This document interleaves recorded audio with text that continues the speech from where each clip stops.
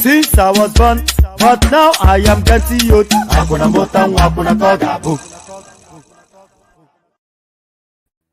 And there it is right there, Eyendeba, Eyendeba. Yemsinki Wike actually made that song famous. As for all of the times I've been playing that song, I still don't know exactly what it means. So hopefully it means all the right things. But Eyendeba, Eyendeba. So good day to you, good to be in your company. And how are you? So good day to you, good to be your company. And how are you? Hope you've had a gloriously wonderful day. If you have had a gloriously wonderful day, that day is set to get better for the guest that I have lined up for you now. So I've been talking about him for the past few days, and he is in attendance now. It is, of course, Dr. Kenny Adenugba.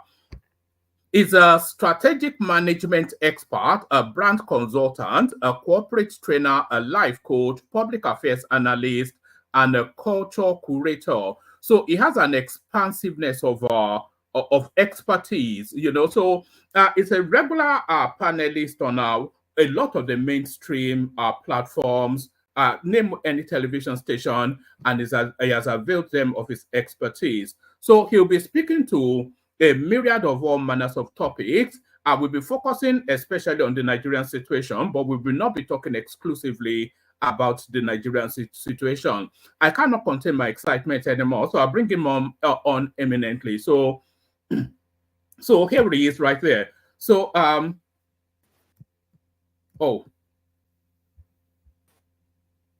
what's happening? He should have. Oh, there he is. So there he is right there. So good to meet you, sir. good of you to do this. Thank you for doing this.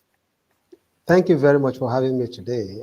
It's been an interesting one. I'm grateful for this opportunity. Thank you very much. Thank you. I was saying earlier before you came on that we needed more light, but I have to explain to people that you are joining us from Nigeria. So part of the reasons why your background is dark is with some of the reasons why we're having this conversation. Nigeria, somewhat of a conundrum. Everything there, but nothing there as well. Nothing works. So, do you want to introduce yourself to the guest, and then we take it off from there? Okay, thank you very much. Like you said, or to the audience, Nigeria, you are the guest.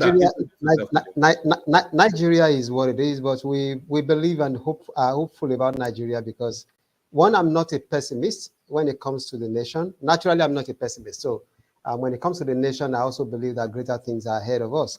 My name is Kenny Adenugba. Of course, the titles are there. And also, I'm a culture curator. I'm a writer, a media person. I've been in advertising and brand management for over the years, as well as strategic management. At the same time, I'm a reverend gentleman, like people will say. So in a way, I'm a pastor, I'm a culture curator, a whole lot of stuff coming together. And I've been around the environment, I've been involved in a whole lot of interventions. And I trust that today we'll be able to have some kind of discussion that will enlighten us and open us out better to what goes on out there comes on in here in Nigeria and even in diaspora as well. Thank you very much for the opportunity. All right, thank you. So that's Dr. Adenugba right there. So let's go straight into the thickness of it. We're now cascading very, very closely to the mid-term of President Tinubu's first term. So it's coming up to 2 years, which will mark the mid-term of his first term. So I want you to give us just an overview of an assessment. Are we getting what is your assessment of the journey so far? What do you think is getting right? What do you think is getting wrong? Let's start it from there. Okay, that's quite an interesting way to start this conversation, really. For me, I would say that different approaches of outlook and point of view will come. Some will see the glass as half empty. Some will see it as half filled. And I'm choosing to see it half filled as against being half empty. And I have my reasons for that. Because one, we're coming from a journey. The journey didn't start when the president took the oath of office on the 29th of May, 2023.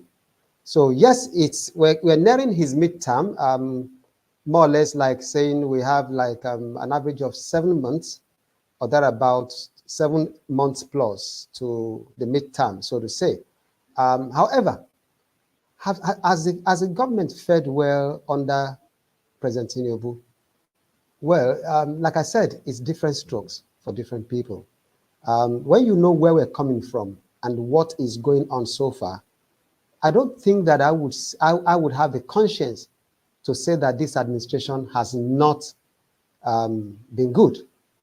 Much as we would cry, we would shout. We're coming from, like I said, we're coming from somewhere. Most of the time, we want to look at things as it is right now, not looking at where we're coming from. You see, in strategy, you must consider where you're coming from to be able to determine and understand where you are and then be able to chart the path forward to where you're going. Most of the time, it's very easy for us to only look at the now without looking at the precedents and what has led us to where we are. If I'm permitted to say things in Yoruba, because I'm a Yoruba man, if I'm permitted to say it the way it is in my language, Yoruba language, of course, I will interpret it if it's okay. They said, what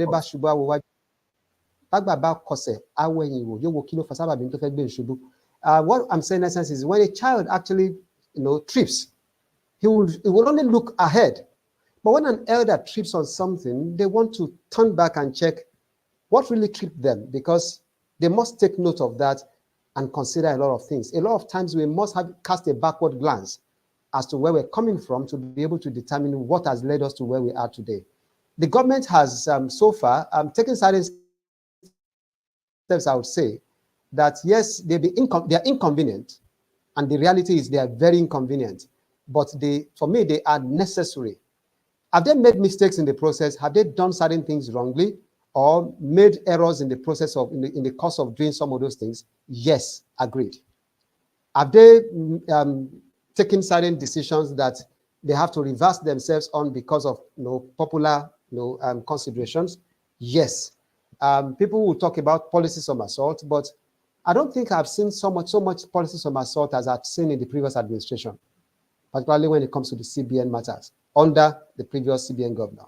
I mean, that was actually quite appalling. However, we have a president today who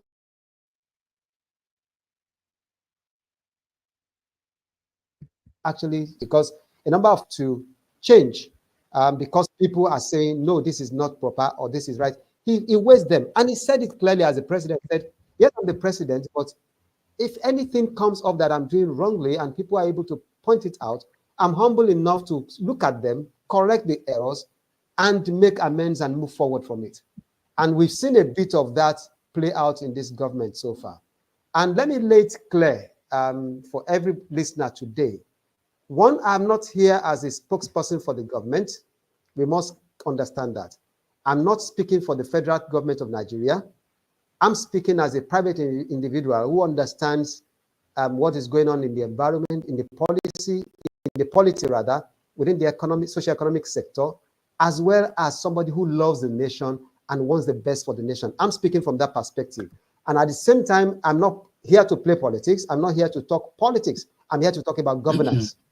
So I must lay that clearly to everybody. So it's not about somebody being political with anything. No, that's not what I'm here to do. I'm here to talk about governance. I'm here to talk about what I see and how I perceive them. Now, the question is, sorry, carry on. There's an interference from somewhere. Yes, I think it may be coming from you. But carry on. We can hear you okay. So carry on. Okay, so in a way, when we look at it, this government have nearly mid-term has taken certain decisions that actually had, in quote, helped the nation gradually to take us away from the brink. The reality is, if we had gone the way we had been going, what I realized is that most previous governments were mostly kicking the can down the road. Nobody wanted to be responsible for for inconveniencing the people or toppling the apple cart. While there was a need to do that, everybody would rather kick the can down the road, let the next person take it if they can do that. And so we found out that over the years, a number of things were going on, and government was borrowing to pay subsidy in oil, in electricity, in a whole lot of stuff. And we became spoiled children as a nation, as a people. And we thought that we were rich. I've heard one or two people, even recently, just in the last 2 days or thereabout, a northern elder or somebody from the north who is an elder statesman, saying that the country is rich and there's no reason for, and I keep asking, the country is rich in which dimension? We must ask ourselves. The country is rich in oil, and per barrel to how many people compared to some other nations? We are over 200 million people with needs for facilities, with need for infrastructure and everything. So if we look at that, how many people are you allocating to a barrel of oil compared to other nations? But like I said, that's for another time. However, let's look at it. We're coming from somewhere. The previous governments, even from the beginning of the Fourth Republic in 1999, before 1999 as well, from the days of the 70s and what have you. If you look at the economic indices and what had happened, at the point we said we had so much money we didn't know what to do with it. That was our problem, and we became Father Christmas to the rest of the world. Even giving out money to the Caribbean, to the Caribbean Development Bank and what have you. We were doing all of that. We did for Angola, we did for this, we did for that. However, we forgot that we needed to save for raining days. We forgot that there was a need to actually build critical infrastructure and build a whole lot of things in our own economy. Then, of course, we got into the Second Republic in 1979 and what have you, all the profligacy that happened, with Umaru Diko, with a whole lot of other people. And then we got into the military regime. A bit of focus with the first coming of the Buhari Iriagmo administration, when Buhari first came, and there was a bit of focus until they got out, and then we had the Babangida regime, and that actually became the beginning of our profligacy in a new dimension. And that became a major problem. And in this same country, we have had structural adjustment program where people have had to run into a whole lot of stuff, cooking with sawdust stoves and what have you. We've had to queue for essential commodities in this same country, sugar and salt. I did not forget. And so, in a way, all those things have been there, and our government was defending our currency with money. So if you say that, oh, this is what we have, Forex is, dollar is 200, this and this and that, let us go back and check what had been going on before then, around those times. The government was subsidizing, they were putting money and throwing money at those issues. At the end of the day, but there's only a limit to what we can do and how far we could go. Now the bubble had burst. And if you remember very well, the Emir of Kano, his Royal Majesty Sanusi, Lamido Sanusi. He said, SLS said, if anybody, before campaign, he said, if anybody comes to campaign to you that everything is good and it's going to be rosy, they're deceiving you. It's either that the person is deceiving you or doesn't have a clue as to what is going on. We knew such time as this will come, but we forget so soon. And of course, we're all affected. That's the reality. I'm also affected. But I've told myself, are these reforms necessary and needful? And how far will this, if government will keep faith with the people in this regard, I think we will go, we're taking we're pulling back from the brink. However, like I always, for the people in government and for the people, you cannot talk of austerity and having lean situation in the country, and then people in government are seen acting and spending like there is no problem in town. That I have a problem with. And I believe that, and people have been talking about it, and I believe that the president will look into that. So that at the end of the day, whatever it is that they're doing, the optics will not mess up whatever good work or good intentions that the government has. So for me, it's about the fact that we didn't just get here yesterday. It didn't just happen on us. People have warned us 15 years ago, they've warned us. We're on the brink of collapse as a nation. We couldn't keep borrowing to keep propping up the Naira and the oil situation. Many people did not even believe that there was we're being subsidized when it comes to electricity. Now, I mean, that's why I keep telling people that in those days, you are in the UK. Do you leave your perimeter lights on when you are out of the home in the morning? You dare not. Most of the time, even when you are leaving a room, you put up the light, put up the AC in that room. But what were we doing in Nigeria? Somebody is going out of the house for maybe like 4 hours, leave on the AC and say, let it cool till I come back, so that when I come back, I will enter into a chilled living room or bedroom. Now, I'm not sure how many people can do that now or will be willing to do that now, because now they have to pay for what they use actually. So those are the things. People will leave their perimeter lights on in daylight because nobody cared. Somebody is paying for that. The nation is paying for it. So we became spoiled. Let us say it for what it is. Whatever it is that we're looking at, yes, we're all affected, but we got ourselves into this with our leaders. And it didn't just start now. This present government could take the same route as the previous government to say, you know what, let us keep shoring up and propping up these things. And then it gets to a point where the governance will have nothing to do again, and we become like a Venezuela state. And when we get to that state that Venezuela got into, then we would have known that we are really in deep trouble. Whatever it is today, it's like a surgery. I keep saying it. When you have multiple medical conditions, for a woman, there's fibroid, there's cancer, there is endometriosis, there is this, there's that. And they tell you, you know what, these multiple issues, some people have multiple sclerosis in the midst of all of these other challenges. And they tell you, you have all of these things. We have to do surgical operations. We have to do some, surgical things. And in doing all of this, there is a need for you. It's going to be painful for you, but at the end of the day, it will ensure your survival. Now, what people will say, yes, let us go ahead. But the moment that treatment begins, you start the treatment maybe for chemotherapy or whatever, the pain becomes so much. And this patient is saying, you know what? I don't want the pain any longer. Just prop me with morphine. I don't care if I'm going to die, but I don't want to feel pain any longer. That is actually the way some of us now behave. Others actually have been complaining that the forex times and what have you are not good. Now that the government has said, interestingly, it wasn't even this government that removed subsidy. It had been removed by the previous government because the budget for subsidy ended in June. We must know that. That the president now on his inauguration then said subsidy is gone. He probably was just echoing what had happened. However, the management of it is another ballgame entirely. Perhaps this current government did not manage some things well. Sorry, can I pause you there for a moment? There's a lot of things that you said. It's almost like mirroring a lot of things that I do say. So hopefully we get moments of disagreement. Otherwise, where is the fun in it? But you said the management of it. Because a lot of things happened in tandem all at once.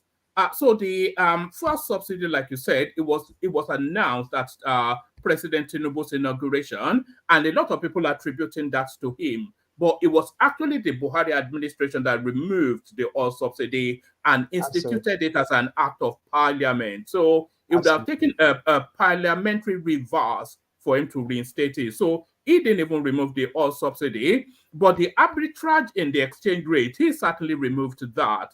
So now we have two perfect storms, both spaces that weigh heavily on the economy. And you are talking about the management of it. So how is he mismanaging it if you feel he is mismanaging it? Or how is he not appropriately managing it? Or how could he have managed it better? Because like you said, it's a bit like taking the bandage off and letting the wound heal. So he either does it or he doesn't do it. So how could he or should he have done it better? Okay, thank you very much. One, we didn't get here just like that, like I said. And don't forget, sequel to the election, there was a cash confiscation challenge we had as a nation, where the CBN decided to throw everybody under the bus with the new currency notes and cash confiscation, so to say. People could not access cash. And it's interesting that nobody went on rampage at that time. Nobody went on demonstrations, as it were. However, now coming on the background of that, and then knowing full well that also the subsidy is removed. Now, the sudden announcement on that day had given a few people, because the reality is the president had not at that point taking charge of a lot of things to see what the books were rather. And so in a way, maybe if he had, yes, subsidy was removed already. That announcement already gave certain people within that sector and the oil cabals that even Dangote will talk about enough latitude and time to play certain, fast one on the government. Perhaps it would have been better to sit in, it's already removed, sit in on Monday. Within that week, then you look at all that needs to be done and take charge of those things immediately before you then say, you know what, we are implementing, this is going on stream right away. However, that having been said, we're just coming on the backdrop of that cash confiscation experience, which actually made a lot of people to become disillusioned with governance and whatever is going on with the government at that time. And so there's a pain point already on ground. What should have been done is the currency arbitrage should have been structured in a way as to not make it a slam dunk. Let me put it that way. Now, what the government has done within the forex environment is good. I would say that. It's a fantastic work. However, the way it came, it should have been done in a way that will not directly impact immediately in the light of what we're facing on the oil, because the oil matter came in. And when you have everything coming together at the same time, you must know that there's going to be a problem. We know that there will be problem. It will be more aggravated. Even when you are able to manage one, we must understand the place of leverage. I think that's what the government should have done. Leverage one on the other.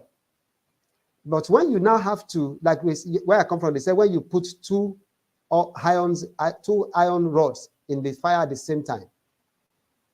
That's the problem. That was the problem we had. We had them at the same time when we should have structured this thing with a timeline. That's one thing I think the government should have done strategically. To say, you know what, let us look at it. How will this impact on the people? What are the implications? Because when you forward feed and look into the future, you tell yourself, okay, fine, you know what, in the light of this, okay, this one, let us hold on for this in the next 4 months. Within those 4 months or 6 months, what you are doing is you are looking at all the factors surrounding that particular issue, which is the forex thing. You're looking at it and you're looking at where the loopholes can be, how to tighten this and that.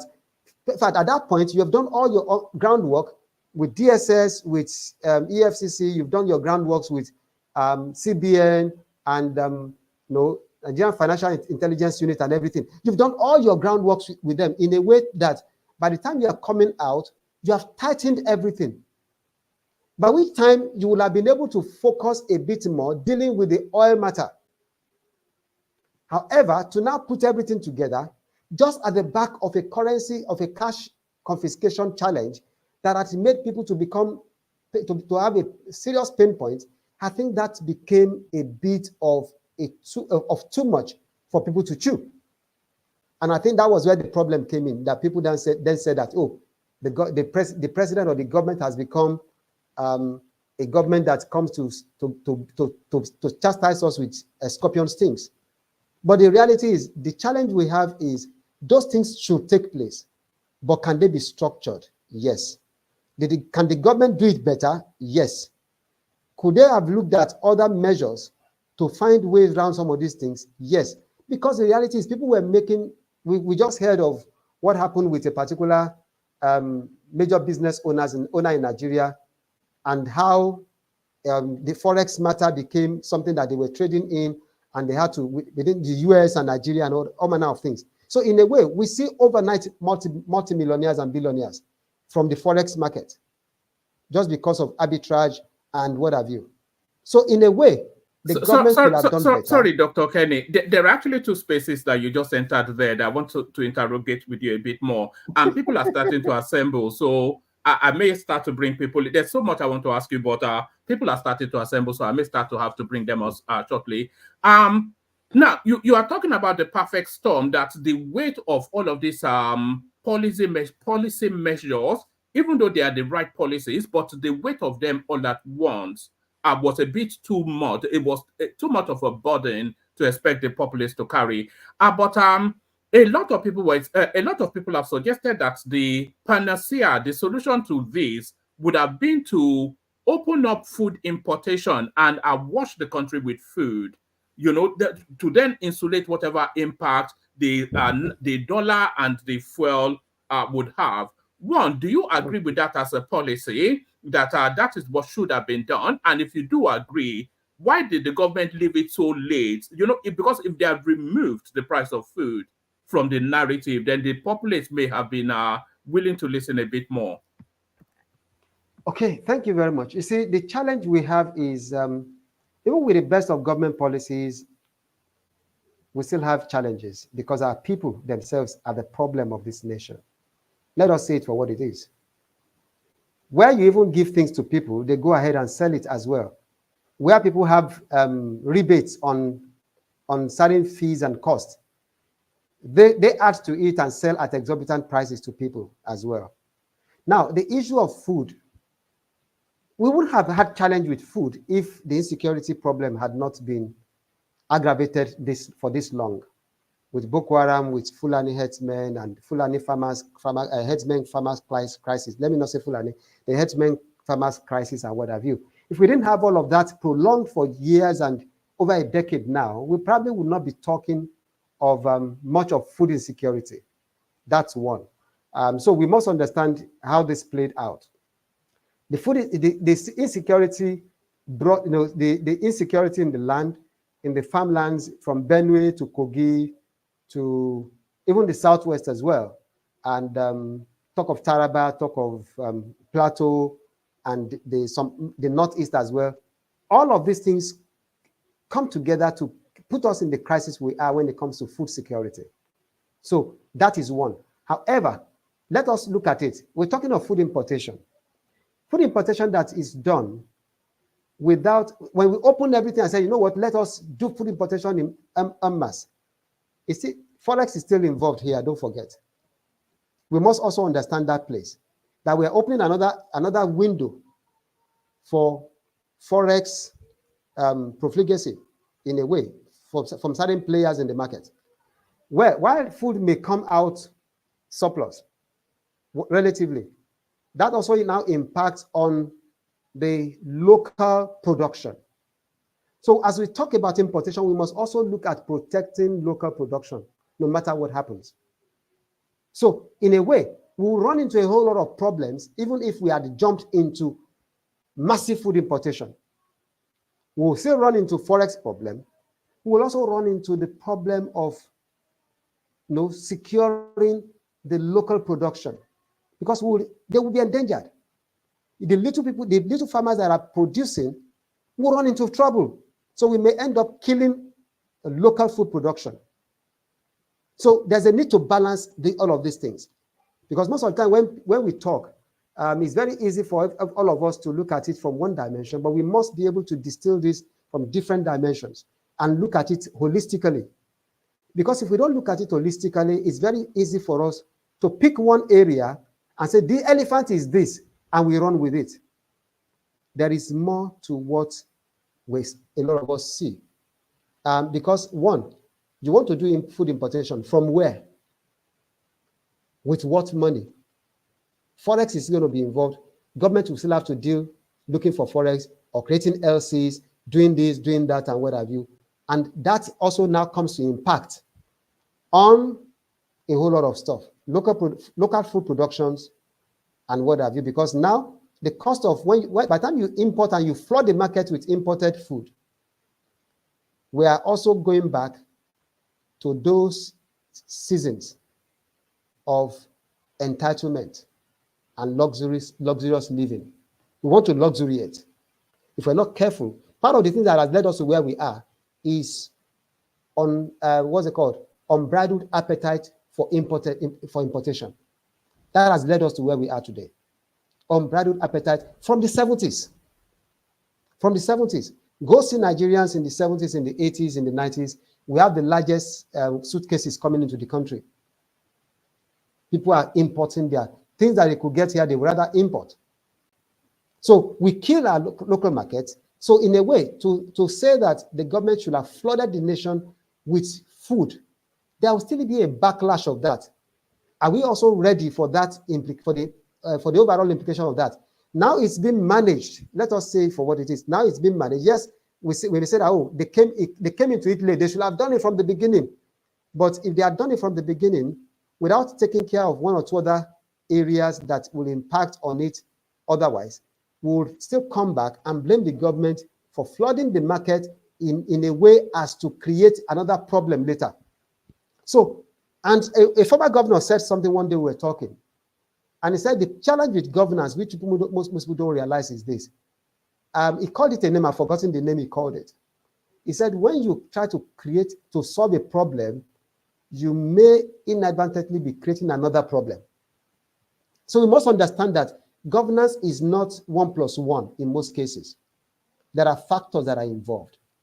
So in a way, we must also be able to give credit to say, okay, have they thought some of these things through? Maybe, maybe not, but where are we today? The reality is whatever has happened before now has happened.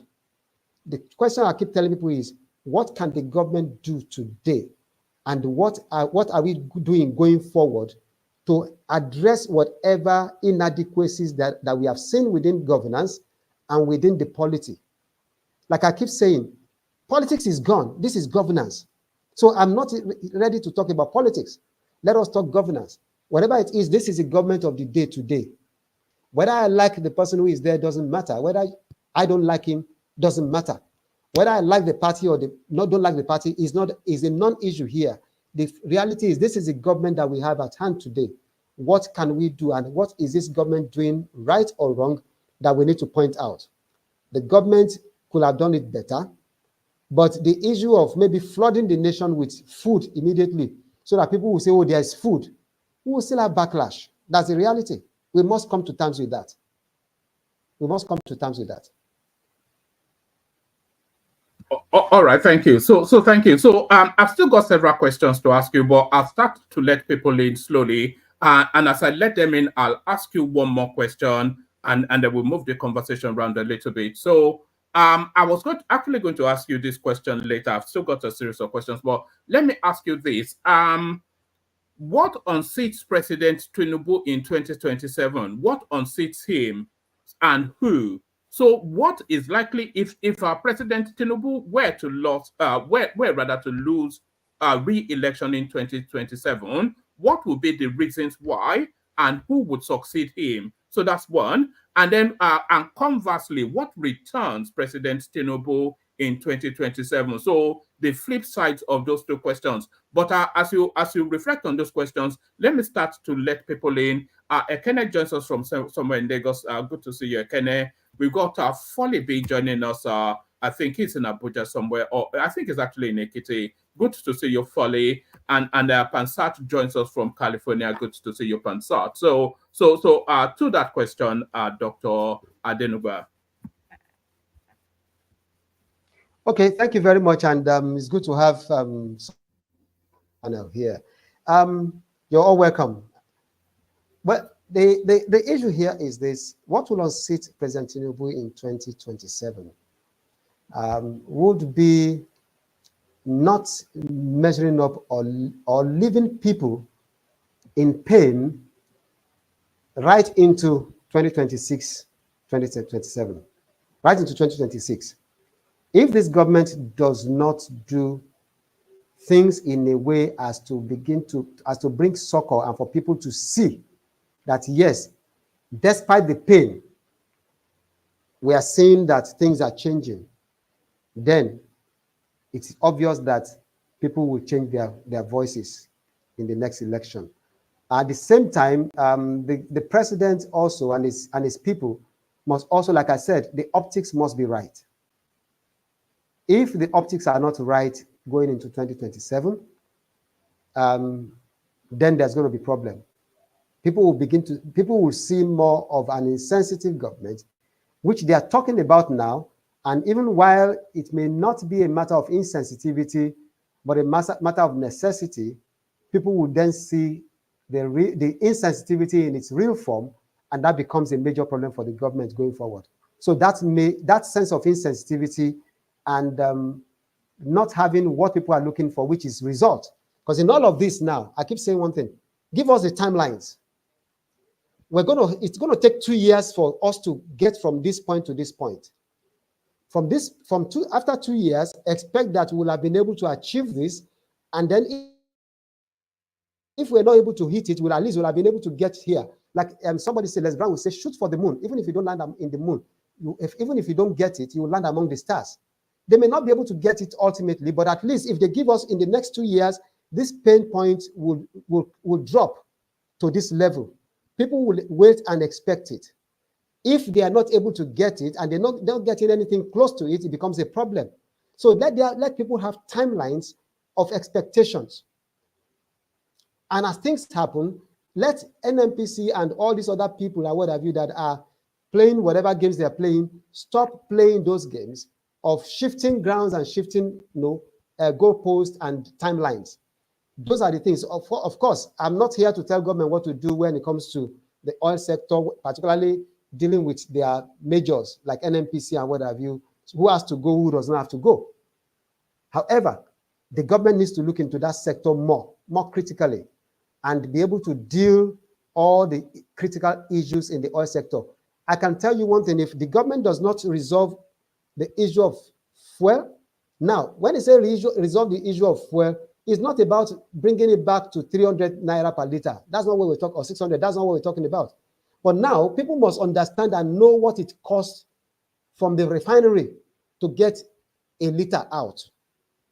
Until now, nobody knew that a liter of oil, of fuel from a refinery comes out at maybe like 700 and something naira. So it's very easy for people to demand 200 naira per liter because they didn't know. Nobody told them. Over the years, it's been in secrecy. Now, if everybody knows that this is what it costs, and everybody can see transparently, this is what it costs to get oil out of the refinery for the nation at this amount. People will not demand unreasonable cost. I mean, what's it called? Oil price from the marketers or from the government. That is one. And once there's deregulation, and everybody knows that this is deregulated, it is not government that is fixing price, people will not come back and say government must reverse to a particular price, because at that point it's not in government's hand. Everybody now knows where things are. And then, of course, where you then have NNPC and maybe some other people saying that, oh, certain what's it called? The OPEC price will determine this and that. People are not paying in dollars, at least going forward from this month. They're going to be paying for crude locally, for local refinery. They're going to be paying for crude in naira. So nobody should come and tell me or tell us that it's going to be based on the dollar rate that OPEC is talking about. That is also what will make this government not to come back is if the optics are bad, if the oil matter is not resolved in a way that brings succor to the people and also let people see the realities of it. 3, if all major promises when it comes to the electricity, the energy sector is not just about electricity, it's not just about oil and gas and what have you. There's also clean energy. Of course, we're talking about CNG today, but no, of course, how well can we harvest wind energy? How well can we harvest? Because if we do windmills across the Atlantic, across the shores, we can end up with the very best of windmill, what's it called, in the whole world. We have what it takes. Can we begin to look at all those areas to create and generate more energy for the people? Now, I mean, once people know that this is available and they can pay for it, well, so good. However, let us look at it. If this on the flip side of it, so if the government does not do what is right, and people still feel the pain point into 2026, and they become more impoverished, then because it's like people say that we've added about 31%, 31 million more people to the poverty line as at today, as at now. But if it increases and people are not finding succor going forward. Sorry, is that all within the Tinubu administration, within the 16 months thereabout? Is it within the Tinubu administration that? No, well, that statistic. 31 million is added. Well, yes. That's what is bandied out now. That because of the economic policy, the forex policy, as well as the oil subsidy removal and what have you, we have more people have gone into poverty, within the poverty, are now caught in the poverty index, which may be right, because the truth is the center is not holding right now when it comes to people's economics. It affects everybody. Even the so-called rich are also crying. However, what can this government do on the flip side?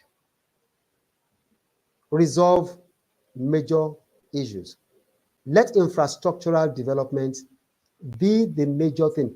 Whatever you are saving, in quote, from whatever you say you have gotten from subsidy removal, now put them on critical infrastructure that will benefit the people. Then let's create a whole lot of things within the agricultural sector. We must begin to move quickly away from a mono economy arrangement or model. We must get more into agriculture and also put critical look into a solid mineral environment. It's important. For solid minerals today, we realize that while people talk about the fact that oil is shared by everybody, some states where they're mining certain things, the state government and some power brokers within those states are dragging all those things to themselves.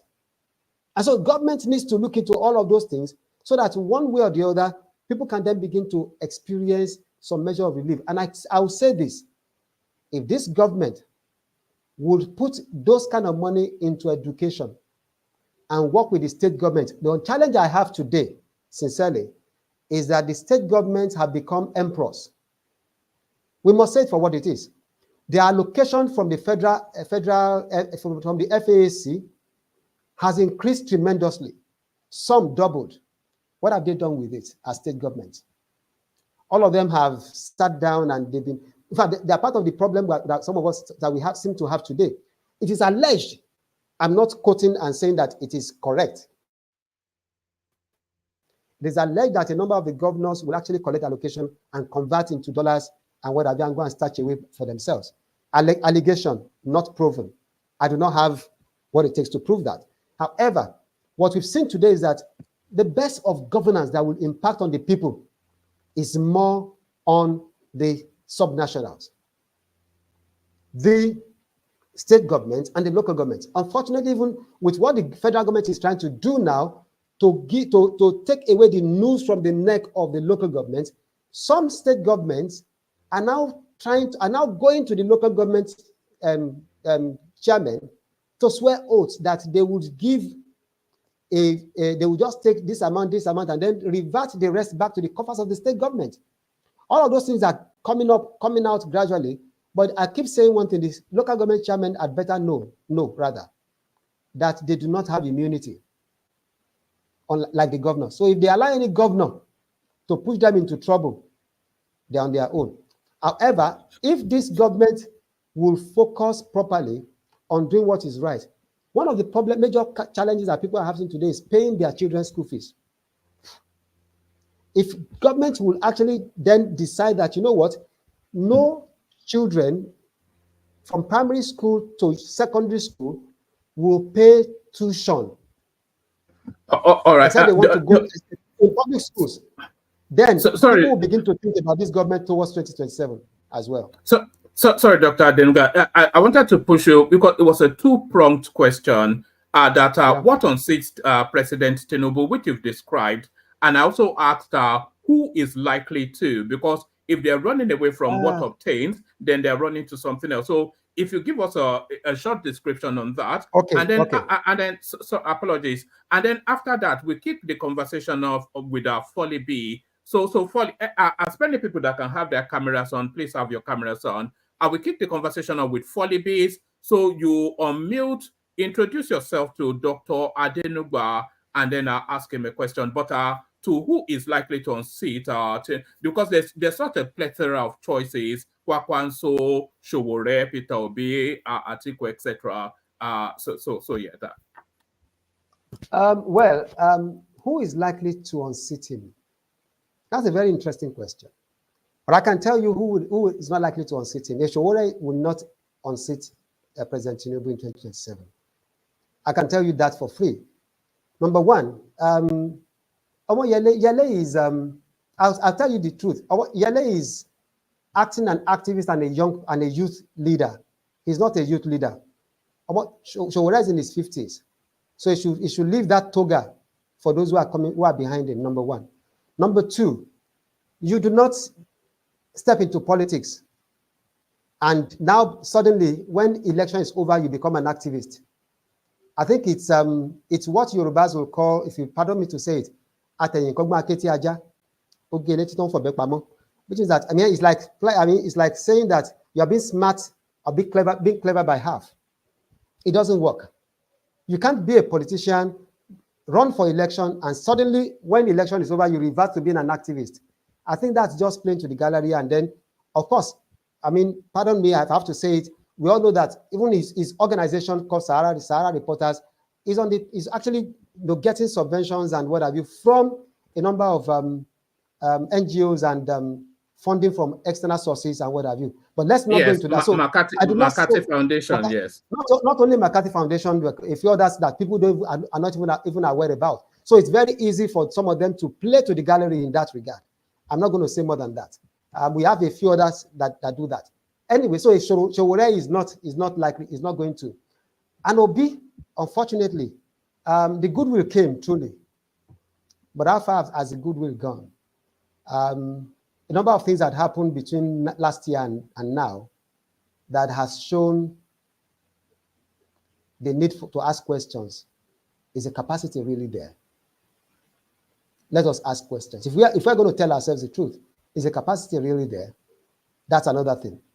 And for a lot of things that had happened in leadership, you must consider sustainability in leadership. You must consider followership and being able to harness, your thought leadership approach in a way that goes beyond playing to the gallery. And then at the same time, a leader must also then be somebody who believes in his nation and will not go out there and push down his nation for whatever personal interest or political interest. We must come to those realities. So in a way, for me, he has goodwill. Whether that goodwill will be totally squandered before 2027 is another thing to ask. I cannot say. The future will tell. But it's going to be a difficult one for Obi because the momentum for the obedient movement was there.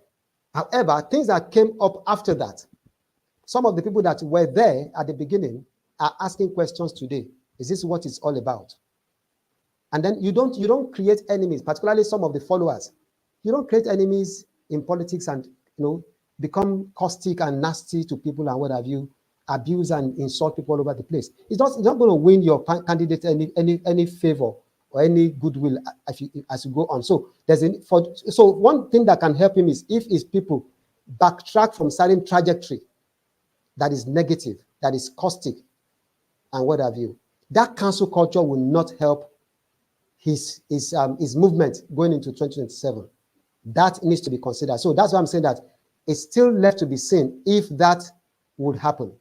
Now, who else? Ikwakwanso. Sorry, before you go on to Kwakwanso, do you think there's sufficient enough time between now and the election for the obedient space to have this turnaround? Because this turnaround that you're recommending, a lot of people speak to that space. The toxicity, the aggressiveness, the excessiveness. Do you think there's sufficient enough time for them to have that turnaround in order to have a positive outcome in 2027? Well, I think that you see, certain damages are done already. It's going to be difficult to actually gain back that kind of traction. That kind of movement and the traction that was generated, the energy that was generated, is not something you see repeated just like that. If you lose that momentum, you may not be able to regain it. And it's difficult. I doubt if it's going to be possible to regain that kind of momentum going forward. I'm being positive about this. It's going to be very difficult. I'm not saying it's not impossible, but it's going to be very difficult to gain that kind of momentum because some of the people that actually were part of that movement, some of them, because of the things that happened post the election, have told themselves it will not happen to them again. So in a way, it's going to be difficult to create that kind of momentum. Don't forget that momentum came on the back of a whole number of factors. The disenchantment with Buhari, then the CBN policy of cash confiscation. That's what I call it. Those things also became part of the things that pushed that movement.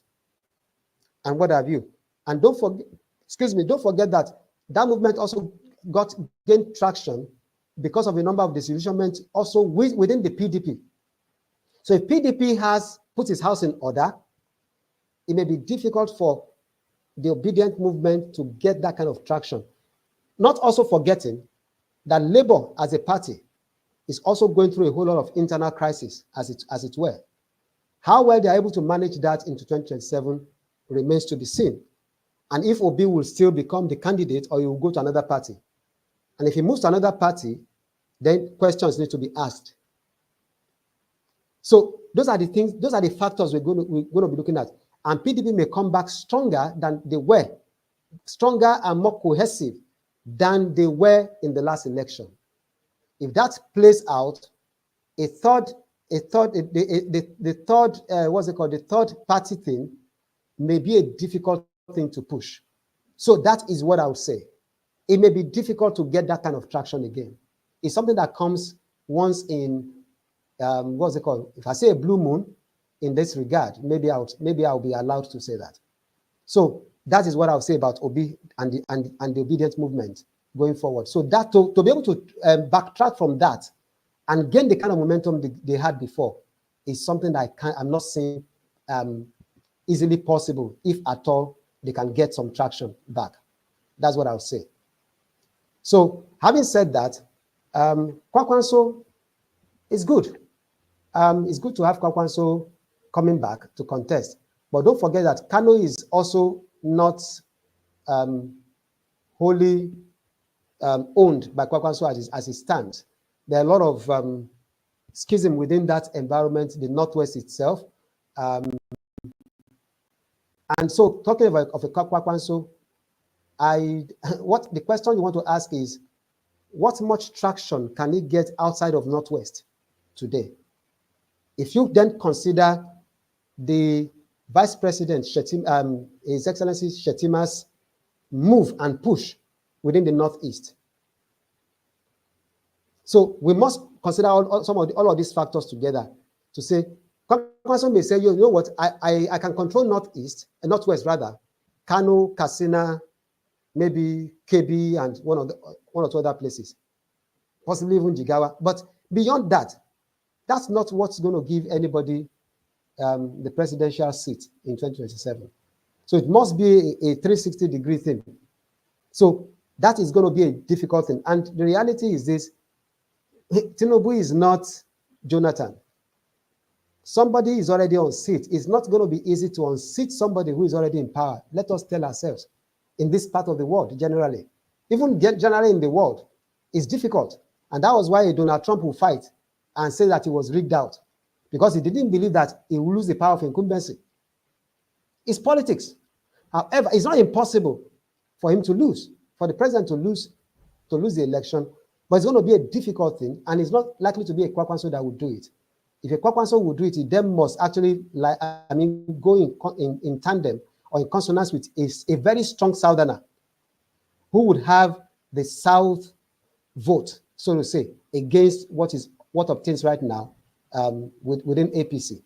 That is what I would say. So for Kwakwanso, he will give it a trial, a shot, but I don't see him taking it.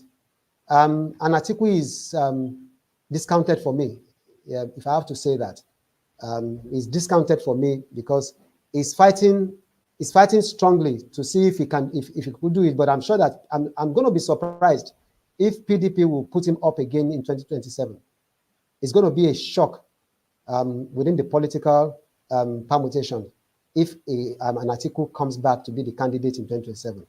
However, so for me to say that, to then look at who may unseat the president right now is a very tough one to decide. Who is likely to unseat him right now? That's the truth. It's not impossible that in the next 1 year you may begin to find some names, but you have to look at who has the influence across the regions, across the zones, who can gather that kind of traction of followership to be able to face that behemoth. Somebody who has actually been working at it in the last 15, 20 years. Maybe you can answer that for me. But right now, it's going to be a difficult call. But like I said, never say never. The government can take certain steps or do certain things that will make people say, you know what, no matter what happens, we'd rather give it to this person. It's not impossible.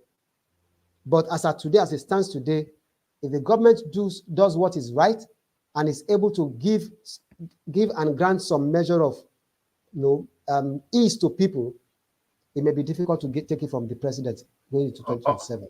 All right, brilliant. For all that you said, there's not a single word that I can disagree with, because we stream every day, and the conversations always land on how, even if it doesn't perform excellently well, it might well be difficult still. Like you said, it's not good luck, Jonathan.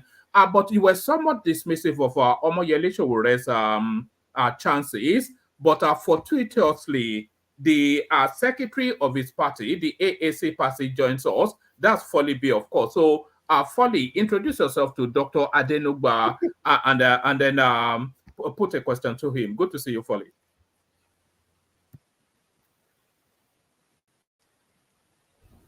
We can't hear you fully. Yeah, good evening, Mr. Woman. Good evening, everybody. I'm very delighted to be here with you this evening.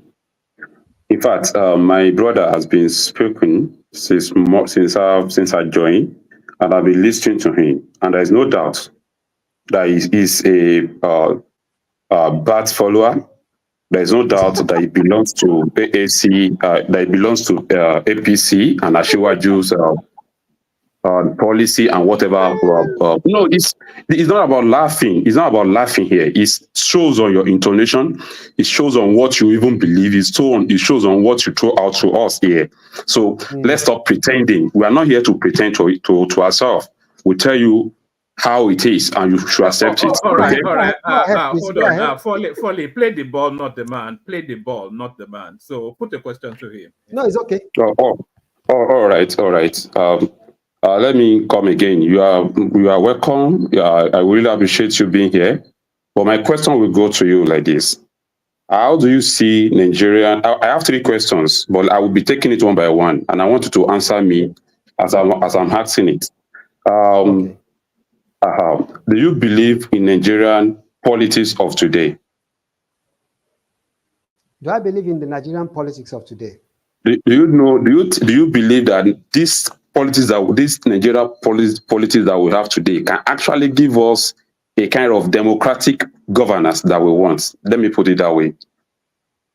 Well, let me say it this way. If you do not believe in the politics of Nigeria as it is today, I'm not sure that you will be involved in that within that field anyway. That's one. If anybody does not believe in the politics of Nigeria as it is today, they would probably tell themselves, you know what, I'm not going to be part of this. I'm not going to even be part of any party. Because everybody that belongs to a party must, already subscribe to the politics of Nigeria as it is today. Playing it differently may be another thing. The approach may be different. Your own party's approach may be different. Another party's approach may be different. But however, politics has always been what it is. Now, the reality is this: go to Ghana, go to South Africa, go even England, even the UK and America. Politics has nearly the same flavor. However, most of the time we do not want to admit, because some of them play it better and they're able to mask things better than others. Every politics has money involved. Every politics has either cross-carpeting or maligning others involved, a whole lot of things. And like I said at the beginning, I'm not a spokesperson for any political party or any government and what have you. I'm here, one, as a citizen of Nigeria who loves good governance and wants the best for Nigeria. So for anything it may be, go check any political party today. I am not a card-carrying member of any political party. It's deliberate. I vote, but I do not carry the card of any party as of today. That is the truth. So whatever I'm saying here today, I'm speaking based on the realities, and we don't have to agree. Your perspective may be different from mine. And the reality is this: you may be looking at it from a political perspective, I may be looking at it from a strategic governance perspective. So it's okay. We're free. However, today's politics may not be the very best. It hasn't been any politics that we've had so far. Reality is, it has not been the very best of politics. Even talk of the 1993 election, which we all talk about as the fairest and the the fairest and the best election so far in Nigerian history, still had its own negatives and its own underbellies. That if you were there and you will be like, Those who were around then will tell you. On the march again, MK is a man. I did a few things around some of the campaigns then as well. So I knew a few things that were going on then. So in a way, I understand what is going on. So whatever it is, politics as it is today, it is what it is. Except you say you don't want to get involved and you walk away from the political terrain. But as long as we are all in it, or people are in it, we must come to terms with the fact that it can be better. It may not be the best sorry, that we sir. have today. Sorry, sir. Maybe you don't get me right. Maybe you don't get my questions. My question goes like this. Do you see our present political space and our democracy, what we call democracy now, do you see it as a democracy? Do you see it as the way democracy should be run? That's the question I'm asking. Are you talking of from 2023 to now, or from 1999 to now? Whatever we have been having as a democracy, do you see it as a democracy that we support, that we're supposed to be having, that we have been craving for? Should I rephrase that question, Folly, and okay, then correct me if I don't get the thrust of where you are. I think what Folly is asking is the sort of practices, the sort of practice that we're seeing in our democracy, the sort of dubious results, people voting more than the actual registered voters, doctored result sheets, a very dubious INEC chairman, declarations that's not consistent with how people see the voting pattern. So all those kinks that we have in the things, it's the system that we have. Is it representative enough of a democracy to deliver a sort of government that reflects the will of the people? Now, the reality is this. I'll start from here. What we call democracy on itself is actually deficient. I'll tell you straight away.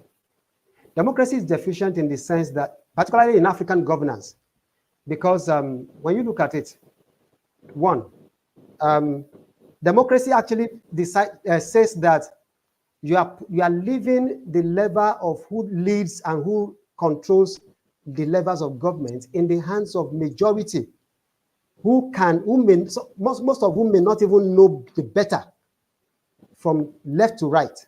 One, when you say, okay, let everybody, all the people, let everybody go and vote and what have you. Question is this: how much things do those people know enough to determine who their leader would be? Number one. But like I said, that is one.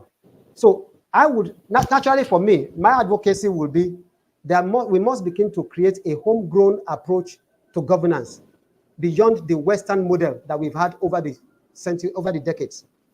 The same thing we're talking about today, the kind of politics we see today didn't start in 1999. We must understand it. So if we think that it is 1999 to now that we want to use as the democracy that has been practiced in Africa, but even in Nigeria from the 60s down to 1979. I remember very well the 1979 election and all the things that went to it. I was in Ibadan.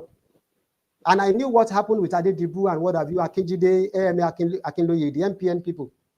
And I knew what happened with the UPN as well. Of course, the GMPP didn't have much say in the South, in the West rather. You have the PRP, you have the NPP and what have you. But between MPN and UPN, we knew what went down. Akinloye, Augusto Meredith Akinloye, Adedubu, Akinjide, and all the likes against the Sunday Afolabi, Bolagi, and co. We knew what went down. Oluloyo was also there. Now, so if we think that it is now, we're talking about politics being what it is. It's not now. What brought about 12-2 in 1979? And then the 1983 issues as well. So we must understand that it is not now. It has always been there. And the reality is this: how do we curb it? Is it possible for us to stop it? That's the question. And do we think that those who will stop it are here now? That's another thing. So those are the things we want to ask ourselves. Politics has been what it has been from the beginning of the nation's electoral experiences. All right, thank you, sir. Experience. So in a way, for me, it is not for us to say that it is just now. Whatever we have as politics today didn't just start today. It may get worse, but it didn't start today. That's what I would say. All right, sir. Thank you very much, sir. And I believe very much that you love this country dearly. And you as a person, what role do you think you need to play to stop this loophole in our politics? Sorry, before you go to that, sorry, Folly, can you condense the questions together so that I want to get around to people quickly so that the conversation flows a bit more. Yeah. Okay. What I'm saying is this: we've known and we understand that our democracy have issue. Go ahead. But you as a citizen of a country, that you want a progress and a good country for this what we call Nigerian, and you actually believe that you want things to be changed. Do we continue with this path, or we should look for a way out? Or what role do you think you as a citizen, which role do you think you need to play to change the narrative? And again, I'm actually asking this because I know I am where I'm going to, because when you are saying somebody contested and he failed, he come back to be an activist, it's part of the process to change the narrative. And that's what we are doing. And that's what I'm going to. But you as a person, what are you doing to change the narrative? Because what we have now is obvious that we don't have democracy. How can we change it? Thank you. Whatever we will call democracy, you can tell, maybe somebody can tell me that what happened in 1999 to 2007 is what we will call democracy. Where the president at the time will actually decide to keep working out to sack Senate presidents and what have you, and those who are against him, who work against his interests within the legislature, which is the second arm of government. Maybe we will call that democracy. But like I said, it is something that we all look at. Now, you see, when I said what I said, there is a place for, we must understand that there's a place for opposition to act as opposition in politics. You can stand in opposition. That's the reality. If you're, now because you mentioned him, if your candidate actually now begins to stand in the place of as opposition party, they may not be the major opposition party, but they can be an opposition party. And then as a party, when you're in opposition, there are steps you take. There are processes to opposition movement within politics. It's different from activism. We must understand these things. You see, opposition is different from activism. Don't let's mix these things up. I'm not somebody who's just been around. We must understand and distill these things. A Ganifa Yemi's approach will be different from the way an Awolowo will approach opposition against, the MPC then as action group. It's different from the way they will approach opposition against NPN. Some of us saw some of this. Some of us saw a few of these things. At least I saw 1979 to 1983. I saw a bit of that. And I saw going forward other opposition movements. Even when ACN, APC had to be in opposition. There are ways to go about this, but it's different from activism. We must be able to separate them. Activism is not playing opposition to government of the day as in politics. So if we are able to separate these two things, then we'll be okay. If Showore comes in and on the platform of the party, you see, if it comes on the platform of the party and the party is releasing statements and doing certain things from the party to say this, no, this is wrong, the government should have done this and what have you, is a different ballgame than to then say you are creating a movement outside of the party and you are creating a movement which is an activist movement against, it changes the narratives and the dynamics. That's where I was going. However, and there is nothing wrong about it. There is nothing wrong about it. You can be a citizen and active. You can be an active citizen and still be a politician. No, but the moment the moment you step into politics, the moment you step into that waters, it changes everything for you. It's like somebody who shot someone dead. The moment you are able to kill someone, it changes your life forever. The moment you go into to carry the ballot, your name is on the ballot box. It changes your personality. You can't then come back and be an activist again. If you are in opposition, then you got to do opposition right and do it properly. There are ways to do it.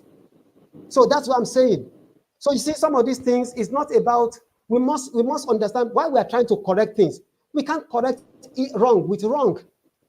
When we think things are not going right, we cannot use what we think the way we think. We must look at what is right and what is the right approach. You see, that is where strategy comes in. So when we understand political strategy, when we understand political ethics and what have you, when we understand dealing politically, we must be able to say, okay, this is what and this is how.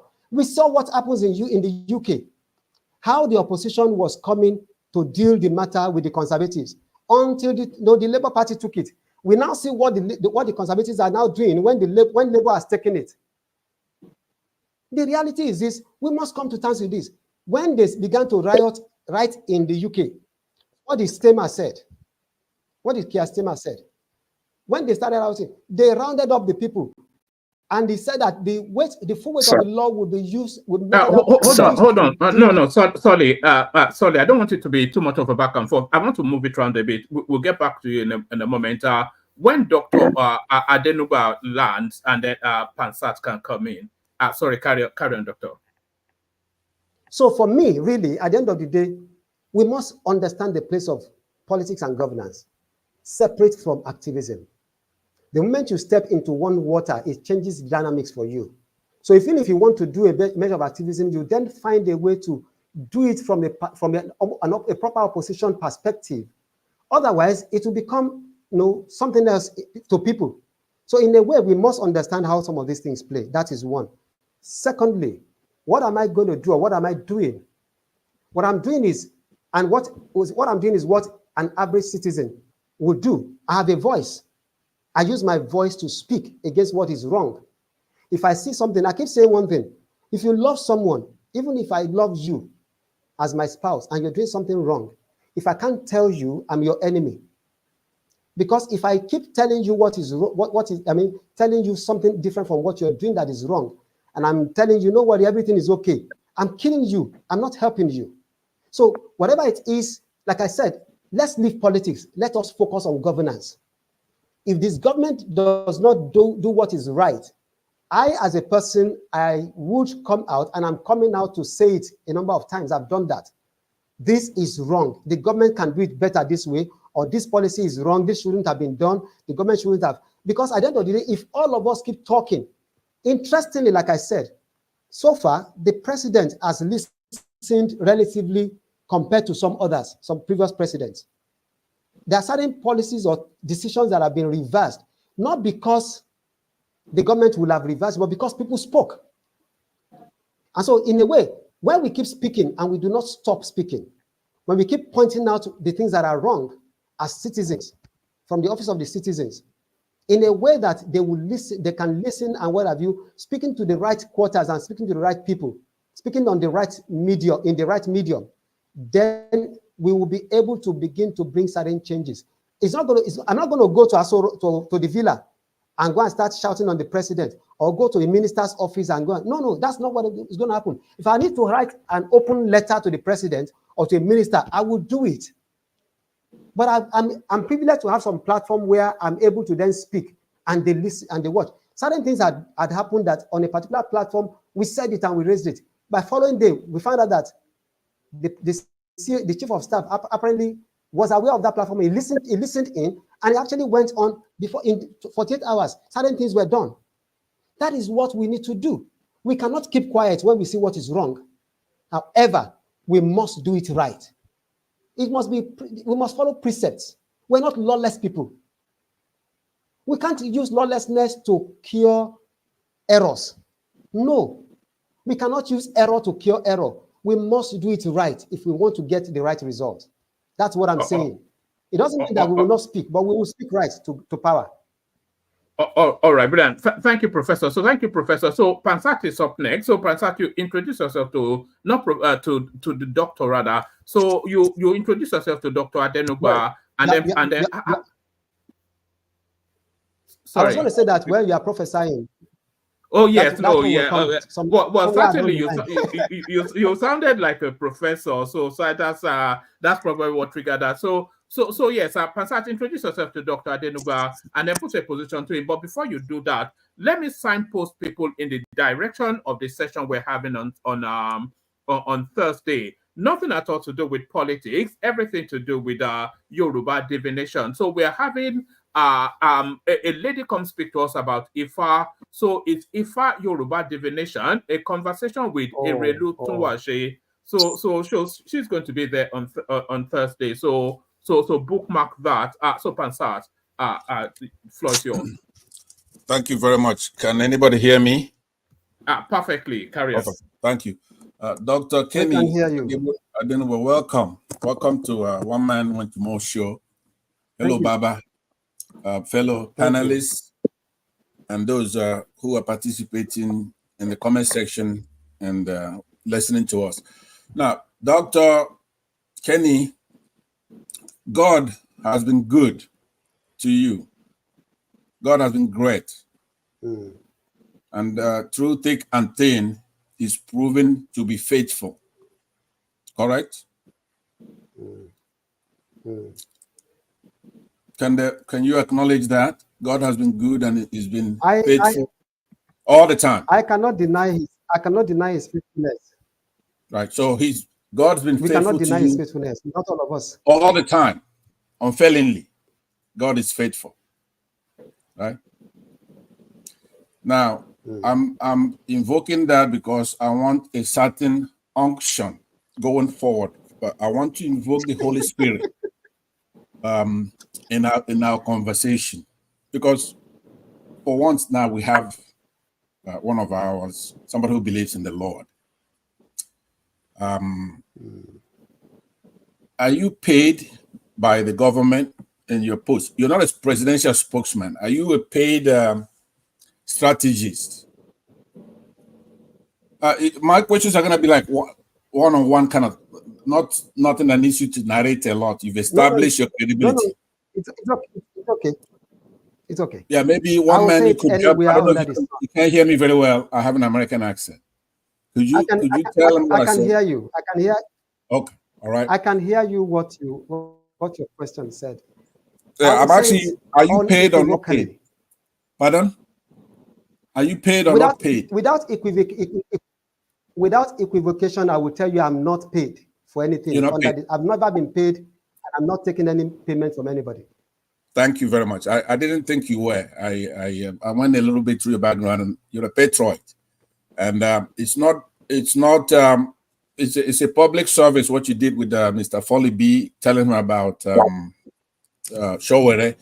We can't seem to get it across, but you have the gravitas. You're a doctor, and you said it, and he couldn't handle it. But let me say to you that when you, as an analyst, an unpaid analyst in Nigeria, you've mentioned some austere times that we're going through right now, right? I want you, in a very short form, because I have a big question at the end of this. How would you classify Nigeria today, right? Relatively speaking, if you want to, but I'm more particular interested in how do you define where we are now, economically, politically, and the future of our youngsters and the nation as a whole. How do you define where we are right now? Okay. Like I said earlier, we will not talk about where we are today without casting a backward glance into where we're coming from. That is strategy. In strategic management, you do not just look at where you are. You must ask yourself, where are we coming from? Where are we? And where do we want to be? And then how do we get there? Now, today is precarious for us, and we didn't just get here by accident or by chance. We were warned 15, 12 years ago, we were warned about such a day as this. We probably took it for granted as a people. You know our own natural tendencies as a people here. God forbid I reject it in Jesus' name. We were rejecting it and forbidding it. Yet, we were doing things that was going to get us to where we are. Sanusi, like I said earlier, His Royal Highness SLS, Okonjo-Iweala and the likes told us a day like this will come. But we probably did not expect that it will actually happen in our own lifetime. We didn't think it will come. However, it didn't just, where I come from, they said, The rain doesn't start beating you today. It's been beating us before now, long time before now. Now, how did we get here? Now, most of the time, what we've had before was a case of our leaders, like I said earlier, kicking the can down the road. Nobody wanted to bail the cat of what was happening and what was going to happen. So everybody would rather find a way to window dress and dress the wound and put plaster on it, or whitewash everything, and everybody is saying, okay, fine, we're still good, we're still good. But we're dying gradually. Now, all right, so how did we get here? That's the question. Your question is not how did we get here, but is this better, right? Is this a place where we should be? No, this is not the place we should be. But we didn't just get the here. Inheritance, if you're looking at it as an inheritance, right? Let's say this administration inherited something from there. It's a genetic, right? It's like a genetic inheritance. It's not like somebody's bequeathed them, a stranger or something like that. This administration is a continuum from the last one, right? So if you look at it epocally, we can actually date it as 2015 in the situation that we're in. We never had Nirvana prior to that, that's true, right? But the new phenomenon is something that can be dated as this APC administrations, both the Buhari and this one, correct? As a strategist, I mean, I would not readily accede to that. I would not readily say yes. Like I said, this is not politics for me. This is not party matter for me because I'm not even involved in any party. However, like I said, in this same country, we've had structural adjustment program, a session whereby it got to a point with the IMF and what have you, where people had to use sawdust to cook. They couldn't even afford stove.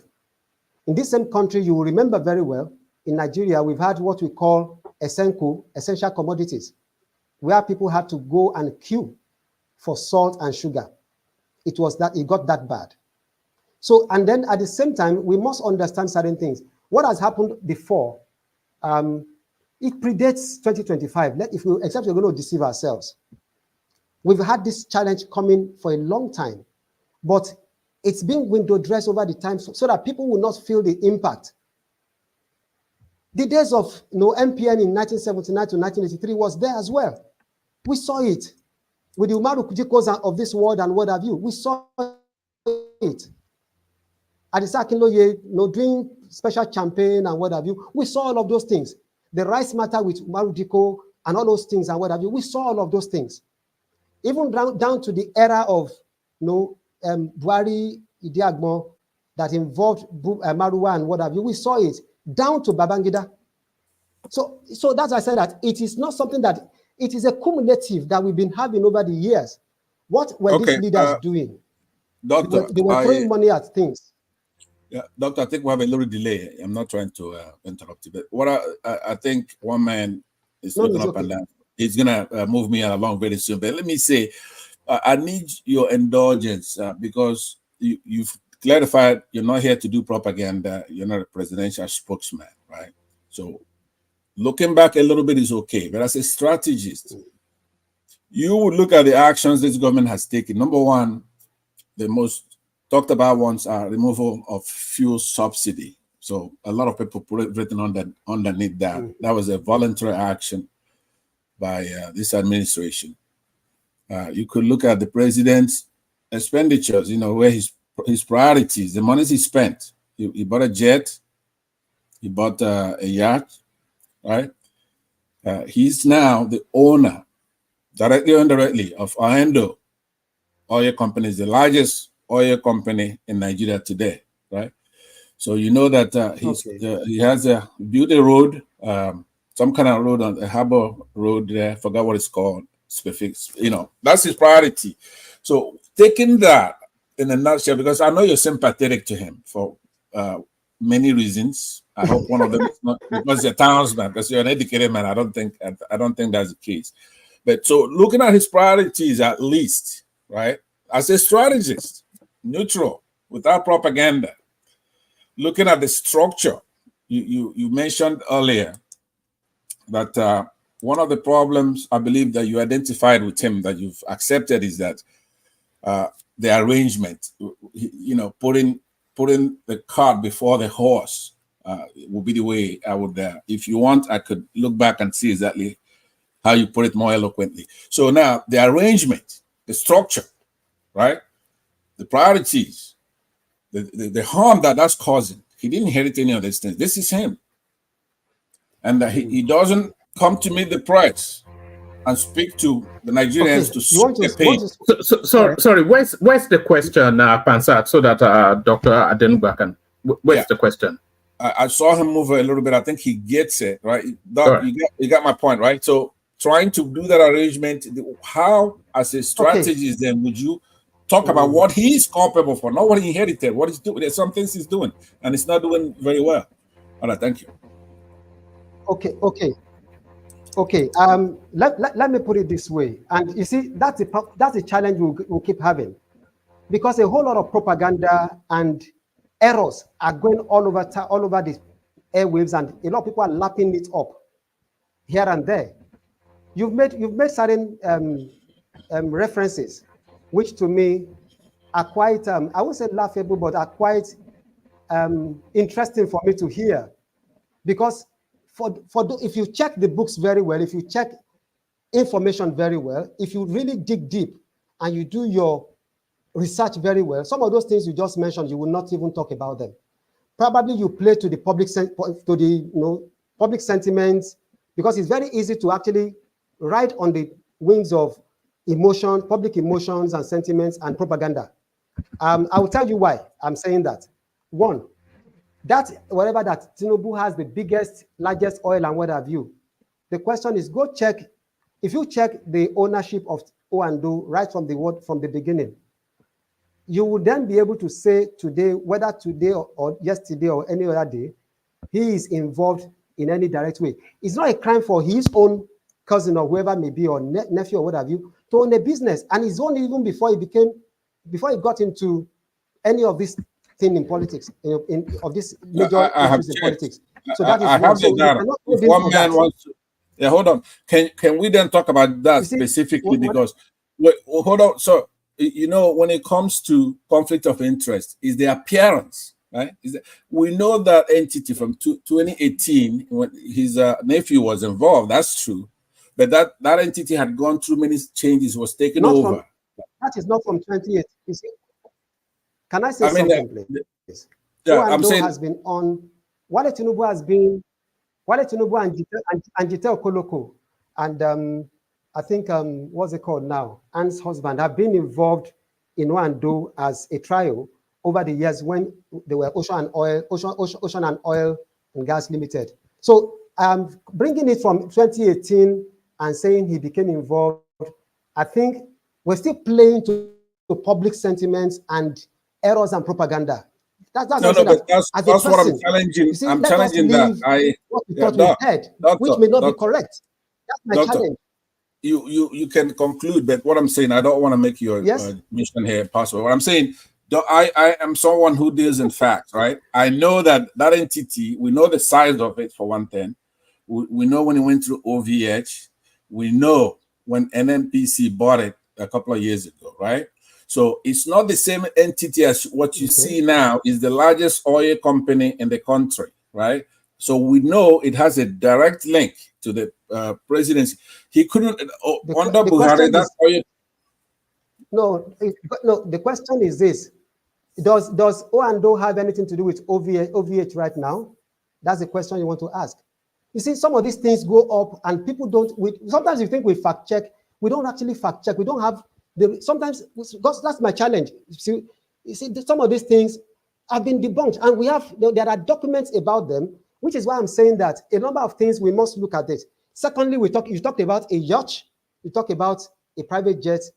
The jet is not a jet for the president as a person. It is for the nation, and it has actually been considered even before he came into power. The yacht has been said. Two things here. The yacht that everybody kept talking about that they saw in France did not even belong to the government or to anybody. It belonged to somebody else. It's been proven it's out there, but people don't want to see these things. People seem to want to take on the narratives that they believe they've seen, and they can hold on to and say, this is against this person. Like I said, it has nothing to do with whether I have anything to do with him or not. I don't even know him. I'm not even sure he knows my name. But the reality is this, let us say it for what it is, without sentiments or emotions and saying things that call a dog a bad name.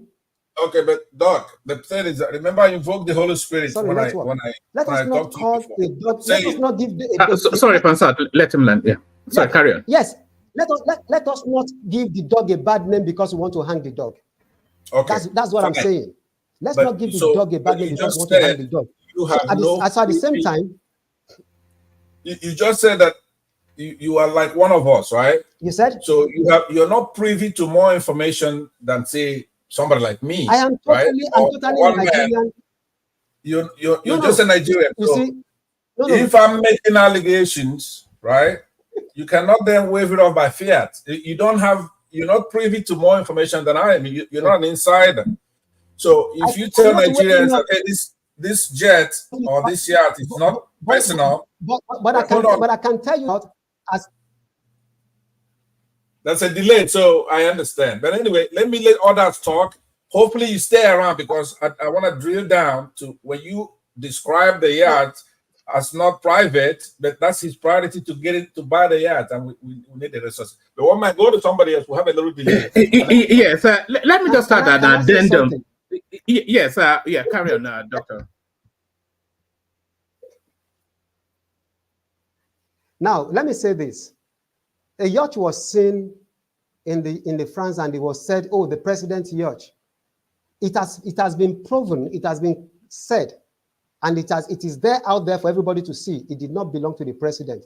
The one they said the military was going to buy had been in almost 1.5 years, over a year before this administration. That military yacht, which is for the Navy, had been in budget. So whichever way it is, it's very easy for us to want to attribute. But when we attribute, we must attribute rightly. If the president has done something and is wrong, we will all come out and say, yes, this one is wrong. This one we know it is wrong. But we will not attribute what is not his to him just because we want to have a convenient landing portal to hang him. No, let us not do that. If it's secretive, right? If it's not transparent, if he doesn't come out and say, hey, I bought this, right? And he's hiding it, that leaves room for people to try to dig and find out what it is. Do you understand what I'm saying? If the presidency, how can you prove the Nigerian government, how can you prove that he's hiding? If they're not transparent, pardon? If he's riding his yacht and we see him riding it, fine, then we're gonna be able to see what he bought. But if he bought the yacht and he's hiding it in some kind of French island, and then we'll be guessing, and then obviously some nefarious characters can attribute. Do you see what I'm saying? But if you're transparent, fly your jet, you bought it. Let's see what it is. The issue is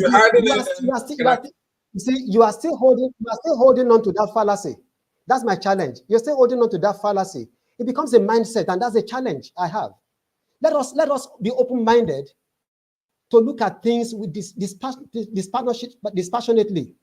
If it is correct, we will say it. If it's wrong, we will say it. I think we're coming with a mind. Some of us have a mindset, and that mindset is wrong. Let us be open up. Let us be open-minded. Let us go and fact check. Has this thing been disproved? If it's been disproved, let us hold on to that, that fact. Let us not go back and start reiterating the wrong things and insinuations and what have you. The same way people have been doing. It is not nice, and it is not right in every sense of decency for us to do. Where the president is wrong or where the government is wrong, we will point it out. We will say it for what it is. We're not sycophants, and we will never be sycophants. I will never be one. But where the government is right, we will say it. And what is not correct, we will say it. But we will not allege what does not exist. That is where I stand. Let us not allege what we cannot prove. We think that people. Go ahead, please. No, I was waiting for you to land. Then one man, please go ahead. Yes. So thank you, Doctor. But in fairness, there's a saying: all is fair in love and politics. So I'm not sure that people are especially bothered about fact or truth in politics.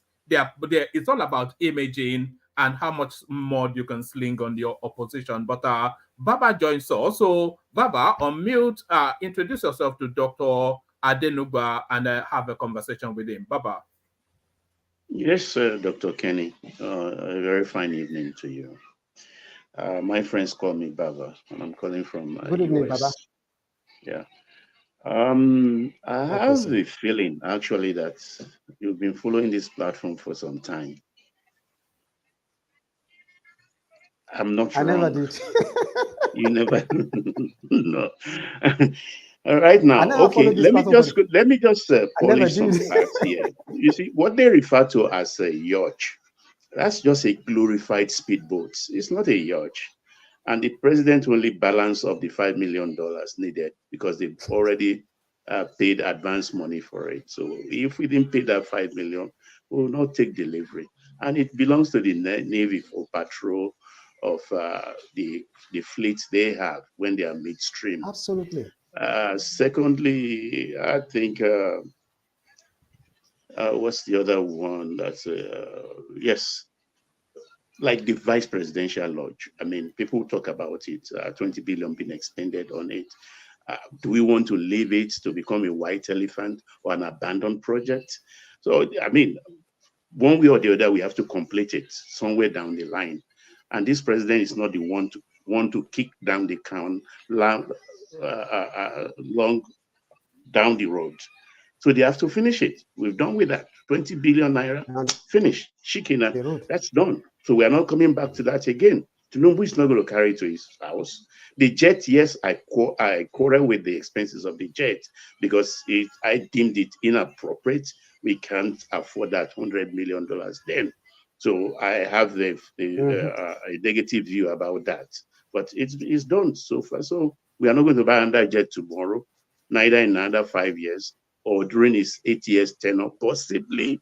I'm not saying he will not go in 2027.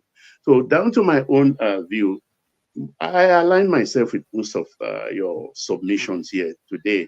But two things, actually, I just want to ask of you. The Forex, for instance. My view about that Forex is, look, I believe that the BDC, they are part of the problem of the Forex. I believe also that the Naira is finding its value and it will settle at a point between 1,002 and 1,003, which is appropriate. We know the Naira being supported by 1.5 billion every month has been overvalued over time, over the years, and we can't afford that anymore. But then the president they've done a lot of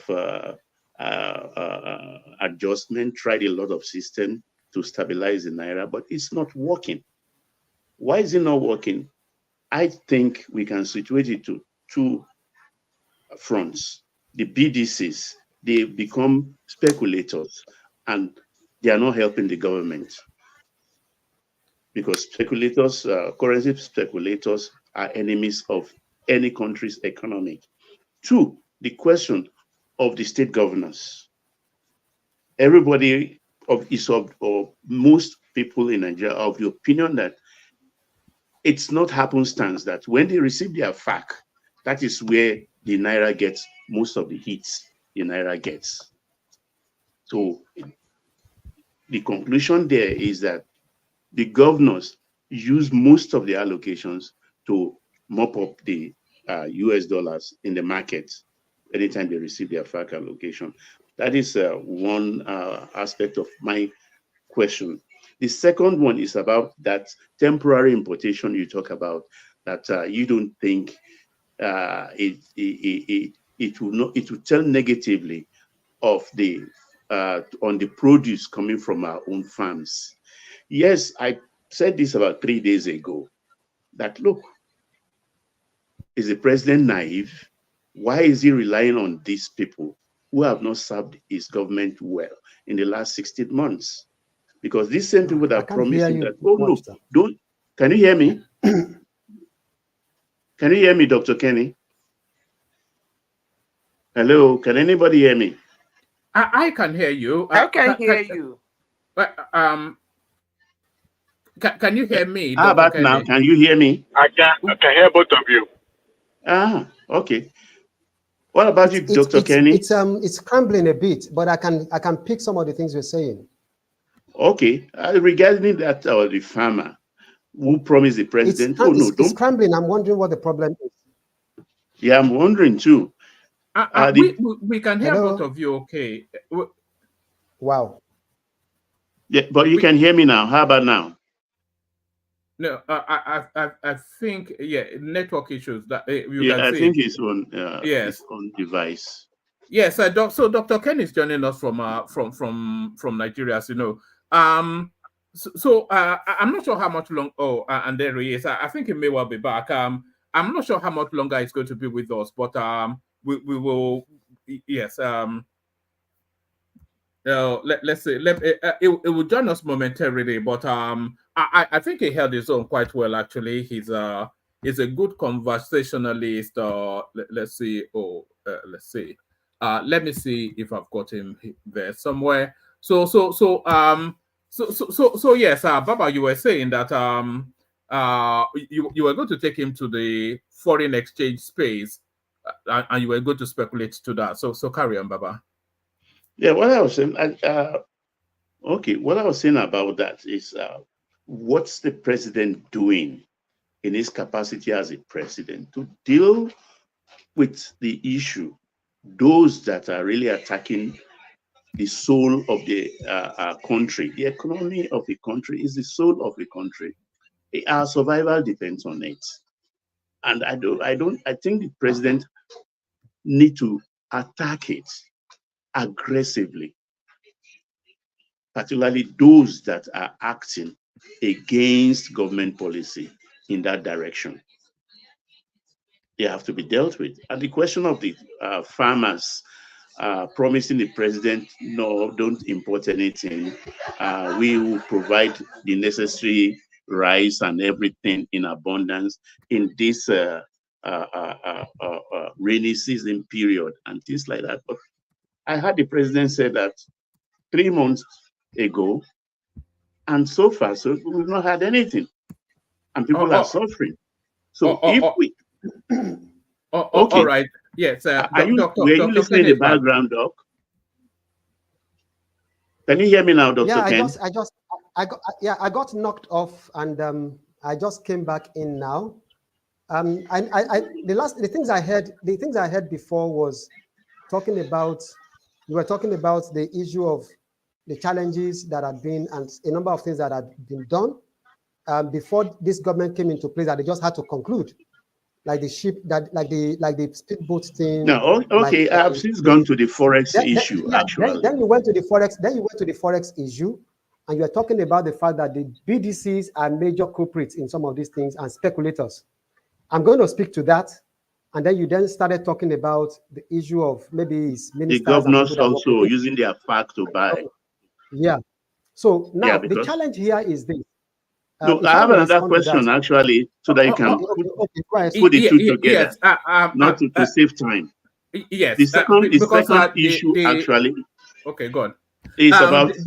Sorry, Baba. The doctor actually agreed 2 hours with us, and I think we're deep into those 2 hours now. So have that at back of your mind. Doc, can you hold one man responsible for that? He wasted so much time with the first speaker. So let me ask my second view is on the importation of food. Like I said, there is a fierce urgency of now. People are hungry. Definitely, we need food abundant on our dining table in our country. You understand? So when the president was asked this question, or they just talked about it a few months ago, he said the farmers have said, look, that would not be necessary. That we will, in this cycle of famine, we will provide enough food for the country. Then we started seeing potato coming down, tomato coming down, and we all hoped. But everything has gone back again. And I heard you say, can you hear me? It is not necessary to import. Since everything got frozen. It will Hello? have oh dear. The Hello? network on the side we can hear you. Okay, because I could see scrambles around Baba and one man. I was wondering. So, but I get, Baba, I got yes, what you were saying. I think he gets the gist of it, Baba. Let him I got respond. the gist. Yeah. I got Okay. Baba's gist. Yeah. Now, Okay, you let me can say go ahead, this. though. Now, part of the challenge we've had, like we said rightly, was the governors, the subnationals, and I said something clearly. If the subnationals would do what they are meant to do, we wouldn't have problem with the people. That's the reality. Agriculture sits with the subnationals, the state governments and the local government. The roads stay, majorly are situated within the purview of the state and the local governments. Rural electrification, rural farming, and what have you are within the purview of the state and the local government. So the subnationals have a lot to do in this regard. So for whatever it's worth, their own dropping the balls and deliberately not even doing anything is messing up the people and hurting the people more than the federal government. We must come to terms with that. So we must ask our governors first and foremost. Can you hear me? We can. Oh, loud and clear. We can hear you loud and clear. Okay. So the issue is we must ask our governors and put them to task. What are you doing with the allocation you have? What are you doing with the money that comes to you? What are you doing with your own IGR as well?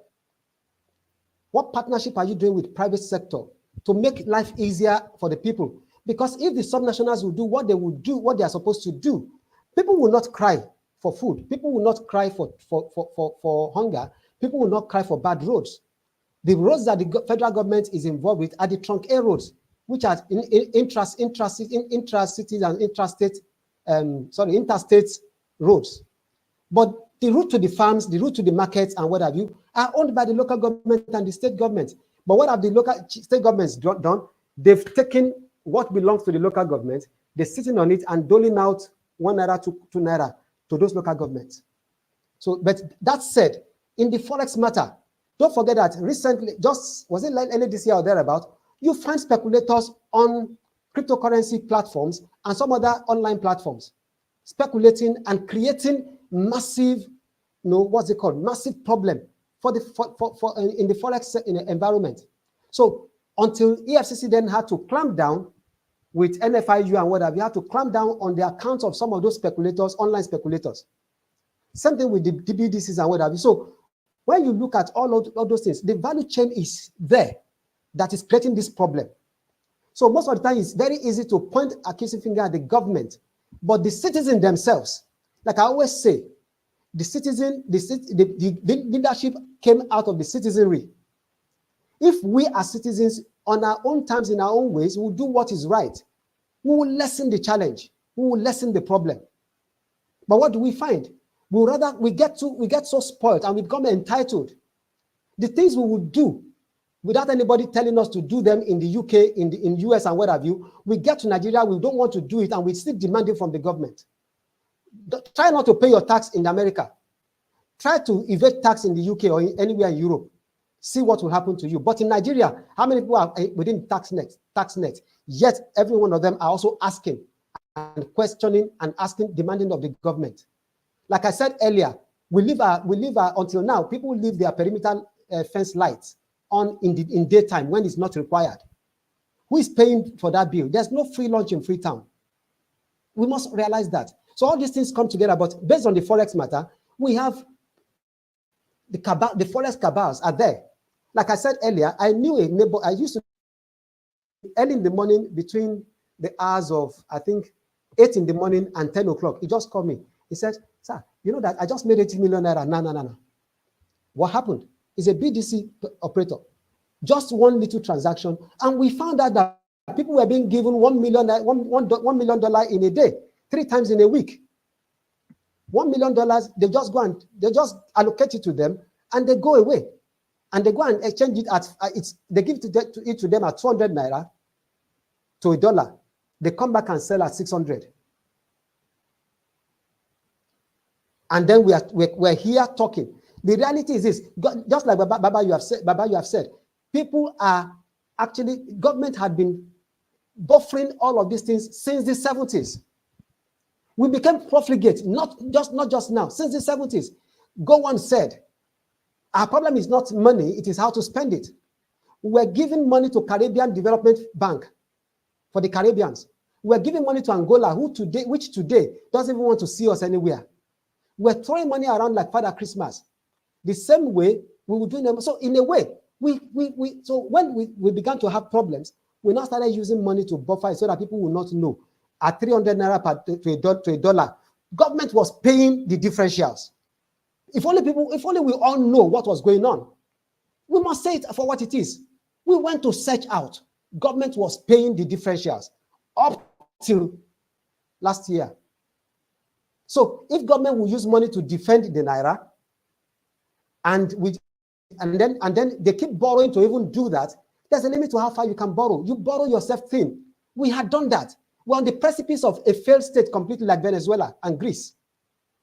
So the only thing to do was to pull us back from that brink by saying, you know what, it's a surgical thing. It's going to be painful, but we have to do this. The UK government is saying the same thing right now. I hope some of us who are in the UK know that the Department of for Transportation is actually removing the £2 cap on transport, and that's going to affect those who are in the rural environment. It's going to affect even the tourism, the rural tourism to those rural areas and what have you. Some of them over time, if that comes to pass, that means some of the people will not be able to move around or work, because that is the cap that has helped them to be able to move around. That is a sector within the transport environment of the UK economy that they're looking for. Government is looking for how to save money and how to bring money in, because the economy generally, there's a general global recession. We must come to terms with that. It's not just Nigeria. However, like Baba said, the forex thing, the cabals are there. They have taken us to the cleaners for years. We had some of them late, unfortunately now, who were involved with all of these things with the former CBN governor. And today, where we are, we cannot deny where we are today. But to bury our heads in the sand like ostriches, sorry, that doctor, this thing did not happen. Sorry, doctor. When you said Please late, are you talking about Abba Kyari? A lot of people speculate to him in that bit. They say Abba Kyari, Funtua, and what have you. We know them. We knew some of those people who were actually the what's it called, the forest cabals, and they were doing all manner of things. And we did not, as at that time, we did not go out to riot. We did not go out to create all manner of. We didn't cry out. All of us were looking. We were quiet. We became complacent. We're just looking. Now, because we were still able to eat, we're still able to feed. And like I said earlier at the beginning, would you rather go through a very painful surgical operation for this multiple sclerosis, for this cancer, for this whatever, for this fibroid in this woman, for the what's it called, even for endometriosis that this same person, this same woman, this same mother called Nigeria is facing?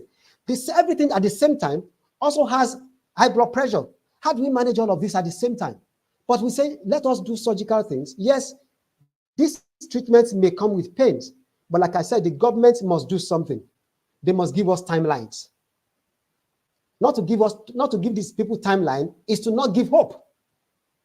Which is why I'm saying that it's not about saying that this government is this or that, but we must also call the government to question. We must take them to task.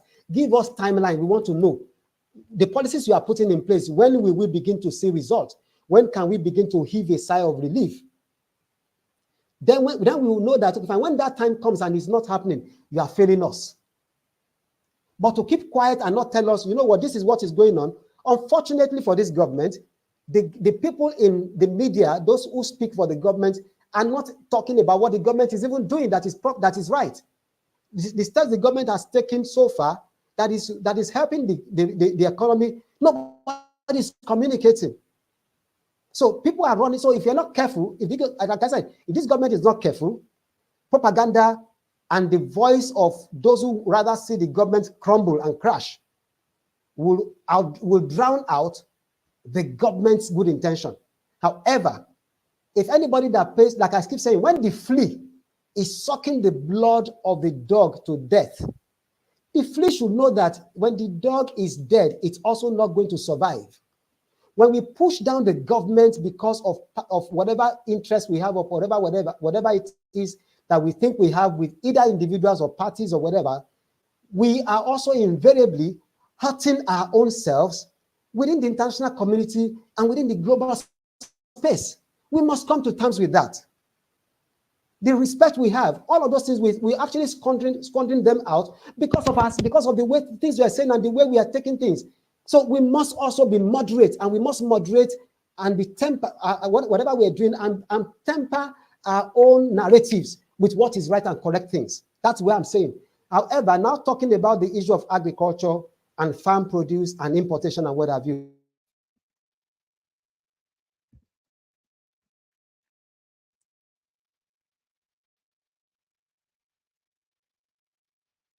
I think we've We lost him again. We've lost him again. Hello, can you hear me? Oh, no, you're back. Okay, We can carry on. Yes, we can now. Carry on. No, yes, sorry. So whatever it is that the government is, so whatever it is that the government needs to do now we've got to a point where if the government now says, you know what, there's need for importation. Certain things have been in place. For example, the forex floating. Now, the reality is this. Baba said something clearly, and I agree with him. We cannot have Naira go back to 300 or 600 Naira to $1. We must come to terms with it. Because if we don't float the Naira, if we say we want to peg it, the government is we're going to kill this nation, pegging it.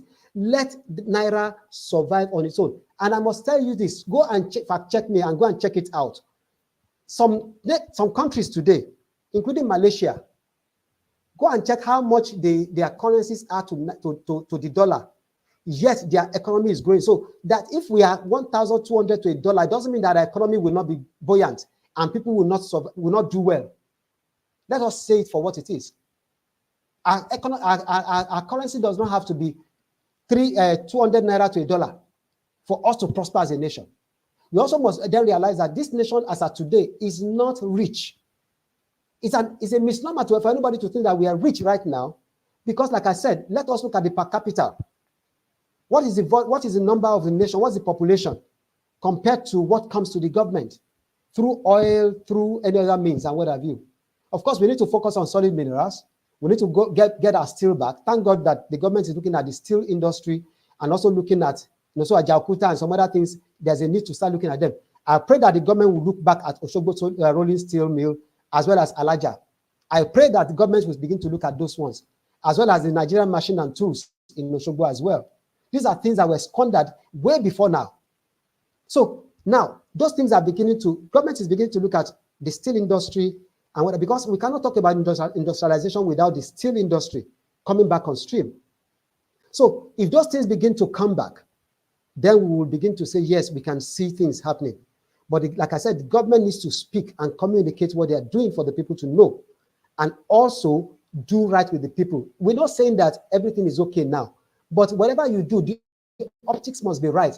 You cannot tell people to go lean, and then you are eating fat before everybody. Then you are doing things that shows that you don't care.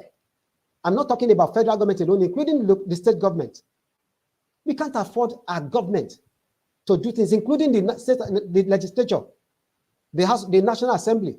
Every one of them must sit tight and decide that, you know what, this are the realities. We must also live that reality.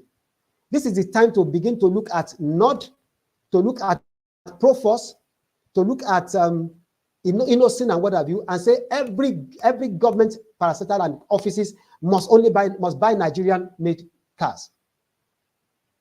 These are the things that I expect that the government will begin to look at. So whichever it is, if government is not doing that, then government is failing in helping the nation and the industry, because no nation will survive without industrialization at this point. Yes, we're talking about the future and what have you, which is AI and what have you. But when you're talking about technology and AI, you must talk about industry. We have lagged behind in the industrial revolution, but we must not take it for granted going forward. So those are the things, those are the ways to go about it. We must have strategic imperatives and lay out certain things. Let me say this. We may not like what the current government is doing in certain areas because it's bringing pain. But go back to Lagos State. Pardon me, I have to say this. when between 1999 and 2024, thereabout, this same president, when he was governor, decided that he was going to reform a number of things, including the civil service. The fight was massive. He would never do it. It was wrong. It was this. He said he had to do it. In fact, they actually had to, to actually involve Ayodele Akele. I didn't forget. Baba, I'm sure you remember. They have to involve Ayodele Akele to fight the governor. Today, after the reform was done, today everybody, including from the southeast, from the northwest, and what have you, want to come and work in Lagos State government, Lagos State civil service. It has become the model civil service for the whole nation today, because somebody decided that he was going to brave the odds, even when people say no, this and this and this. He fought it and he got it. My prayer is this: it is good that we are fighting him today. It is for the good, because I believe that even people like Pansat wants the best for the nation. That's why they are fighting. It's okay, it's good. But my prayer is that at the end of it all, Pansat and every other person, including Foley himself, we will all come back after this government. That's my prayer. And say, we didn't see it was going to be like this. But we thank God that this man did what he needed to do. That is my prayer. If it fails, it's going to be a disappointment. All right, brilliant, Doctor. Please go ahead. We take three more. So we go in this order: Ekene, Zita, and then Aizon. So Ekene. So we're under a bit of pressure for time now. So introduce yourself to the doctor. Have a conversation with this. I operated that we're going to have a second go around. Remember, I yielded back. Please include me, because I do want to ask one more question after. All right. Let's hear from the people who've not spoken first, and then depending on how the doctor is feeling, then we may carry on. But I want everybody that's not spoken yet to have a yes. So Ekene, you're up next. Ekene. Our man. Hi there. Welcome, Mr. Kenny. One man platform. I've sit back. I've listened to a lot from coming from you. But honestly speaking, this blame game of failing of last administration and what are they and the government, it doesn't sit well with me at all. Because if I look back at 2012 and see the hypocrisy that goes on, even coming direct from the current president against the removal of the fuel subsidy, and see how what they are doing today to be able to manage that space, I wouldn't give them kudos at all. Because if it has happened then, because the removal of fuel subsidy then only brought the price of petrol to about 97 or 100 and something naira then, which everybody, even the current president, went on the street of Lagos and they protested against it. Today, the removal of fuel subsidy has taken us to about 1,300 naira. And we are still managing it. And it has all the privilege without any contestation to do things right, even up until today. So, but my question still remains, I want to ask you, is it not deceit to tell Nigerians that the allocation of the state governors has been doubled, when you know that from 2015 to 2023, or maybe he met the dollar at the exchange rate of maybe 450 at the fixed price of the bank rate and all that. And that time, you know what, the worth of the naira then is not what it used to be today. In fact, 100,000 naira is nothing in your pocket as of today in Nigeria. So, you know the worth of naira in 2022 before this government took over. And what the governors took home then as a monthly allocation, you know the project it can get them up to. So you took out 450 naira per dollar.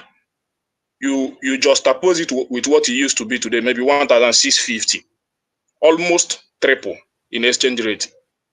You only double the allocation, which, to my own, is nothing to write home about, because the price of goods, the price of cement, the price of 12mm rods, maybe those necessary things that they used to do roads and the project has tripled, not as in 4 times what it used to be before this government took over. So is it not this seat to be telling Nigerians that the allocation of the state governors has been doubled when you know that this allocation is nothing to write home about with the current exchange rate? Just this one first before I come again. I have 2 questions. Okay, now when you talk of deceit, you must be able to define it properly. Deceit in the sense that it didn't happen, or you are looking at it against the value in the marketplace. They are 2 different things. We must distill it and get it right. Notwithstanding, I will say it this way: regardless of how much they were taking home, or each governor was taking and what have you. Now let me quickly address what you said about 2012 and subsidy removal by President Jonathan and what have you. Well, a number of times, I'll say it here, even if it's you, sometimes you will get, when you get into certain environment, when you get into leadership, it becomes a different ball game. You probably will see things differently from what you used to see. We must accept that. And like I will always say, there's nobody that is infallible. Even the president, even the best of men will get into a place and say, I didn't know it's like this. And then you are allowed to change direction. It is within your purview of right to change direction or to change perception. And that's what makes you human. That's what brings dynamism. You can't be static anyway. So errors may come because you didn't know or because that is what you felt at the time. However, that said, like I've said earlier, and one man agreed with me, the first subsidy was not removed by the current administration, it was removed by the previous one. And the reality is this: yes, it came in to announce it the first day it came on, but the allocation within the budget, first subsidy was given, was given priority and was even given any whatever in the budget up to June, up to the end of June. So whichever way it is, except he has to go back to the parliament for them to reverse what had been done before he came in, so that first subsidy will not happen. Otherwise, first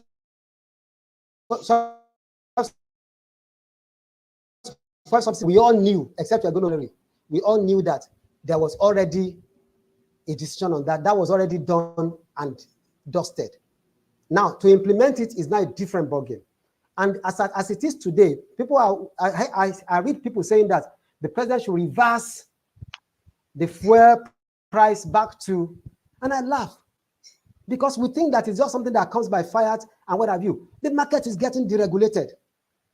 In fact, the market is deregulated as it is right now. The government cannot decide to say, people sell it at this amount, except they want to throw money at it. And where's the money to throw at it? Let us ask ourselves and not be sentimental about some of these things. The reality is that as at now, we are where we are. And like I keep saying, mistakes have been made, errors have been made before now, and even now. So don't think that I'm trying to put blame on previous government or this or that. Like I keep saying, government is in continuum. Whatever has happened today today is the aftershock of yesterday. We must agree that first and foremost. So we didn't just get here; we came from somewhere. But now that we are here, how are we managing today? If we're not managing it well, let us say it. But let us not play let us not play to the gallery and say that everything bad started happening from this government. That's what I'm saying. We must put it right. This government may not have done everything to the best of what this nation should be or what they should have done. But let us give them a benefit of doubt that, okay, fine, they met something that has been bad. And like I said, sometimes when people want to say, oh, it's the same government because previous government was still APC, I think that is now going partisan. And I keep saying one thing: I don't do party in this matter, and I don't do politics in this matter. I do governance, I do socioeconomic issues, I do sociocultural matters, and let us look at it from that perspective. So for me, right now, the government is taking steps, and they're doing what they could do. However, it may not be the very best that they are doing right now, but I think that everybody, humans generally, even in governance, people are allowed to make some bit of mistakes, as long as they're not mistakes that are irreversible. So if you make mistakes that are irreversible, or that is totally detrimental and becomes precarious to the health of the nation, then that becomes a major challenge. However, I think every government has made one mistake or the other, including Gowan, including Awolowo's government, including Azikwe's government, including Balewa's government, whether as regional or national government. Every government has made one mistake or the other because they are all humans. They are all people that will take. Go check America, go check UK. People have made mistakes. Even Margaret Thatcher, as good as people said she was as a conservative leader, as well as a labor, whatever leader, everybody made mistakes. But the issue is, let us pray that we do not make mistakes that would actually then snuff life out of the nation. However, whatever it is, we are here where we are right now. What do we do going forward? One little thing to him on this, on what he's saying. Dr. Kenny, we have a... hold on, Pansa. Sorry, I want to get other voices in. And then, if the moment is still there, he has not answered my question. I'm still waiting for the answer to my question. No, carry on, Dr. Kenny. Yeah. What is your question? Represent your question again. Did this sit in saying that the government has doubled the allocation of the state governors? When you know the exchange rate today, the inflation in our country, compared to what he met it. I think he made it. I think the issue is this: you are doing advocacy. You are doing advocacy like a lawyer in the Southeast who doesn't have a case and is still trying to make something to either tell the judge, oh, this person doesn't have a local standing to be the witness and what have you. The reality, I've said it over and clearly, and I was clear about it. Well, whatever it is, the allocation is increased. There's no deceit here. Whatever it is, just like saying that, just like saying that this government increased minimum wage, when you know that even 19,000 naira minimum wage is higher than 70,000 naira minimum wage today. We can fast check that. 19,000 naira minimum wage. Hold on. Will you listen, please? I think one man, let me come early. I will just want to get my answer clear, because I don't want, because the reason why I use that word deceit is because it is deceit to people like me who understand the situation of the exchange rate. When you are paying 19,000 naira, exchange rate is almost $100 to the exchange rate, and you know what it can afford you. But when you are paying 70,000 naira with the current exchange rate, it might sound big to the people that are in the streets. 70,000 naira is less than $39 today, and it cannot even get you a full bag of rice. We can check it. So that is why I said, is it not deceit to always come and say government has increased this, government has increased, when you know that what they are giving is still not quarter of anything to afford anything in the Nigerian market today. Now, all right, even to the government. Let me break it down for you. Sorry, Dr. Adenugba, I think you already have. I think you're speaking to two different spaces. Dr. Adenugba is telling you that, and you well know that the allocations to the governors have over quadrupled. Even the governors admit that themselves. The minimum wage has gone up as well. We all know that. But your argument is the purchasing power of that increment is probably less than what it was previously, which is so do you want to address it from that prism, Dr. Adenugba, and then we'll move on? Well, we don't spend dollar in Nigeria. You see, Naira.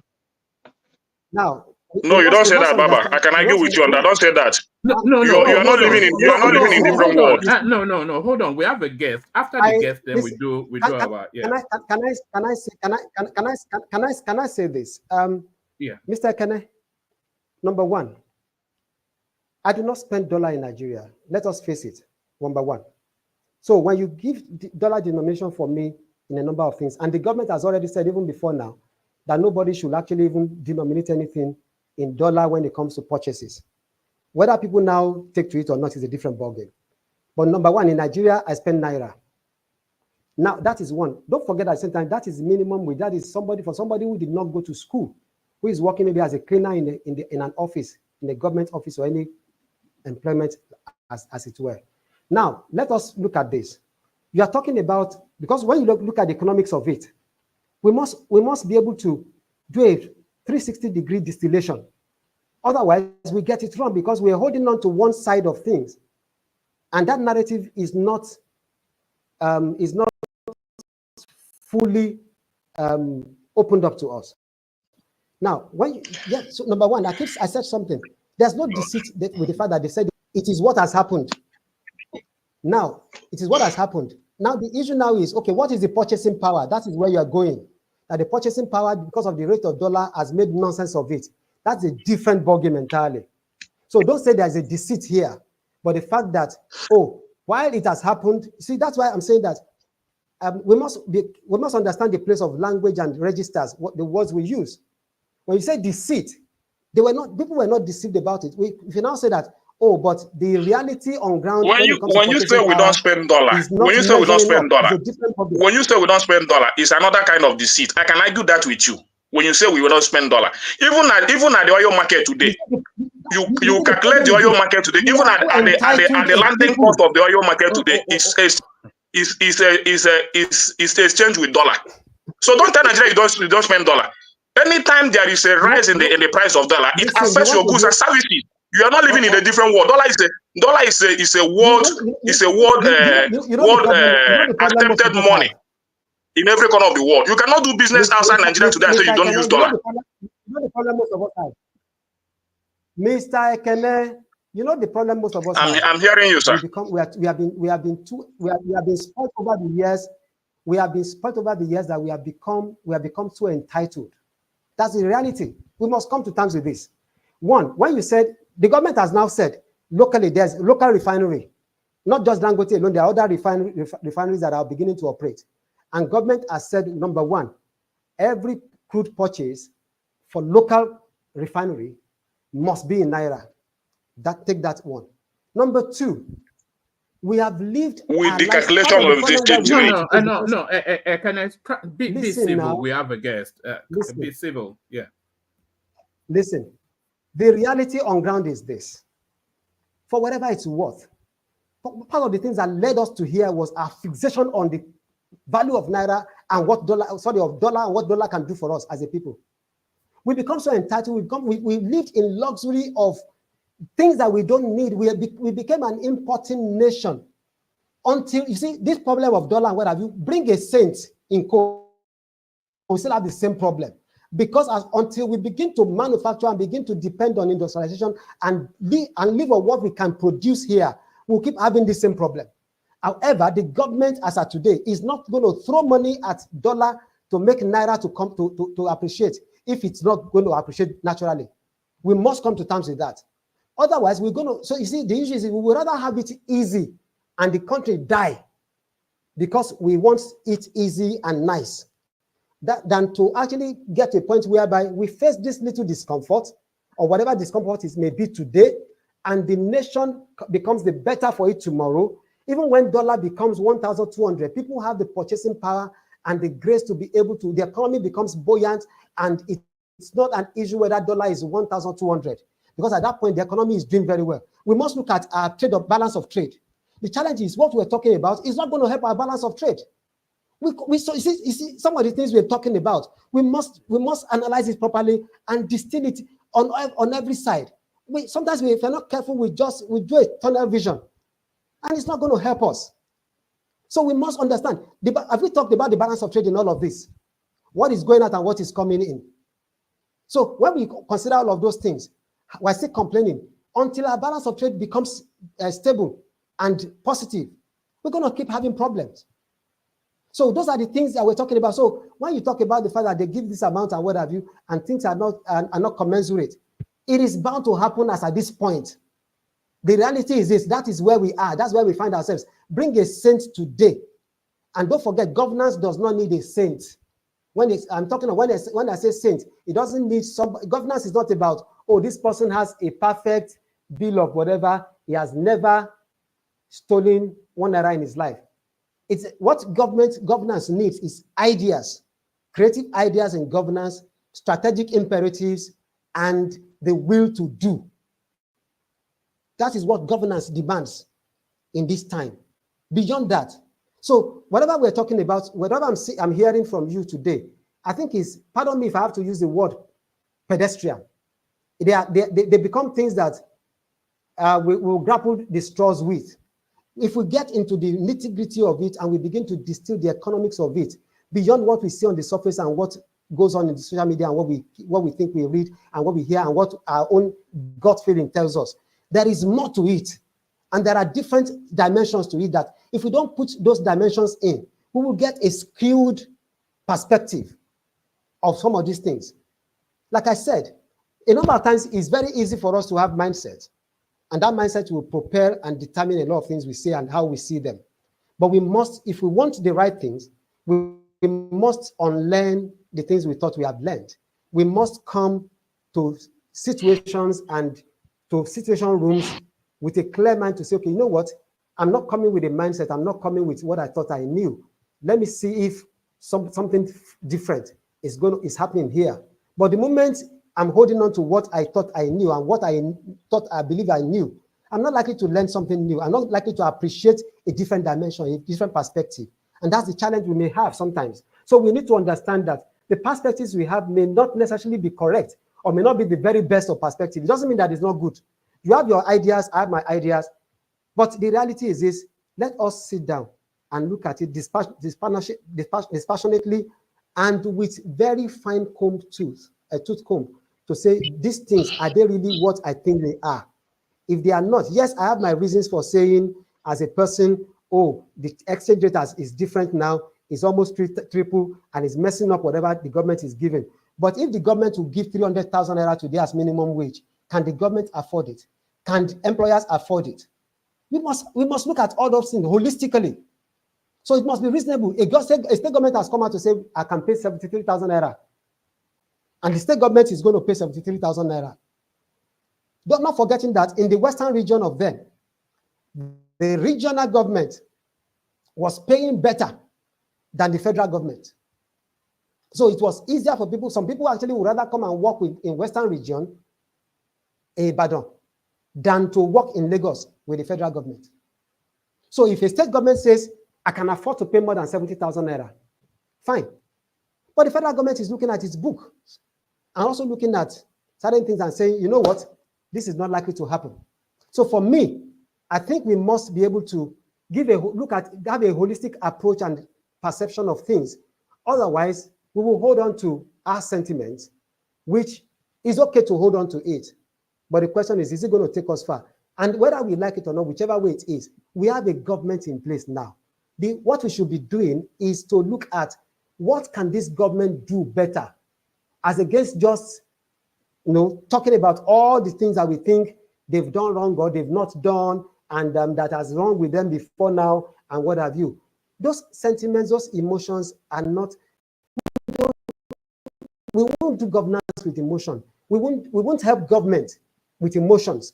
Let us be deliberate, let us be focused, and let us say it for what it is, without sentiments, without emotions, and without playing to the gallery and holding on to facts that what we think are facts that may not necessarily be so.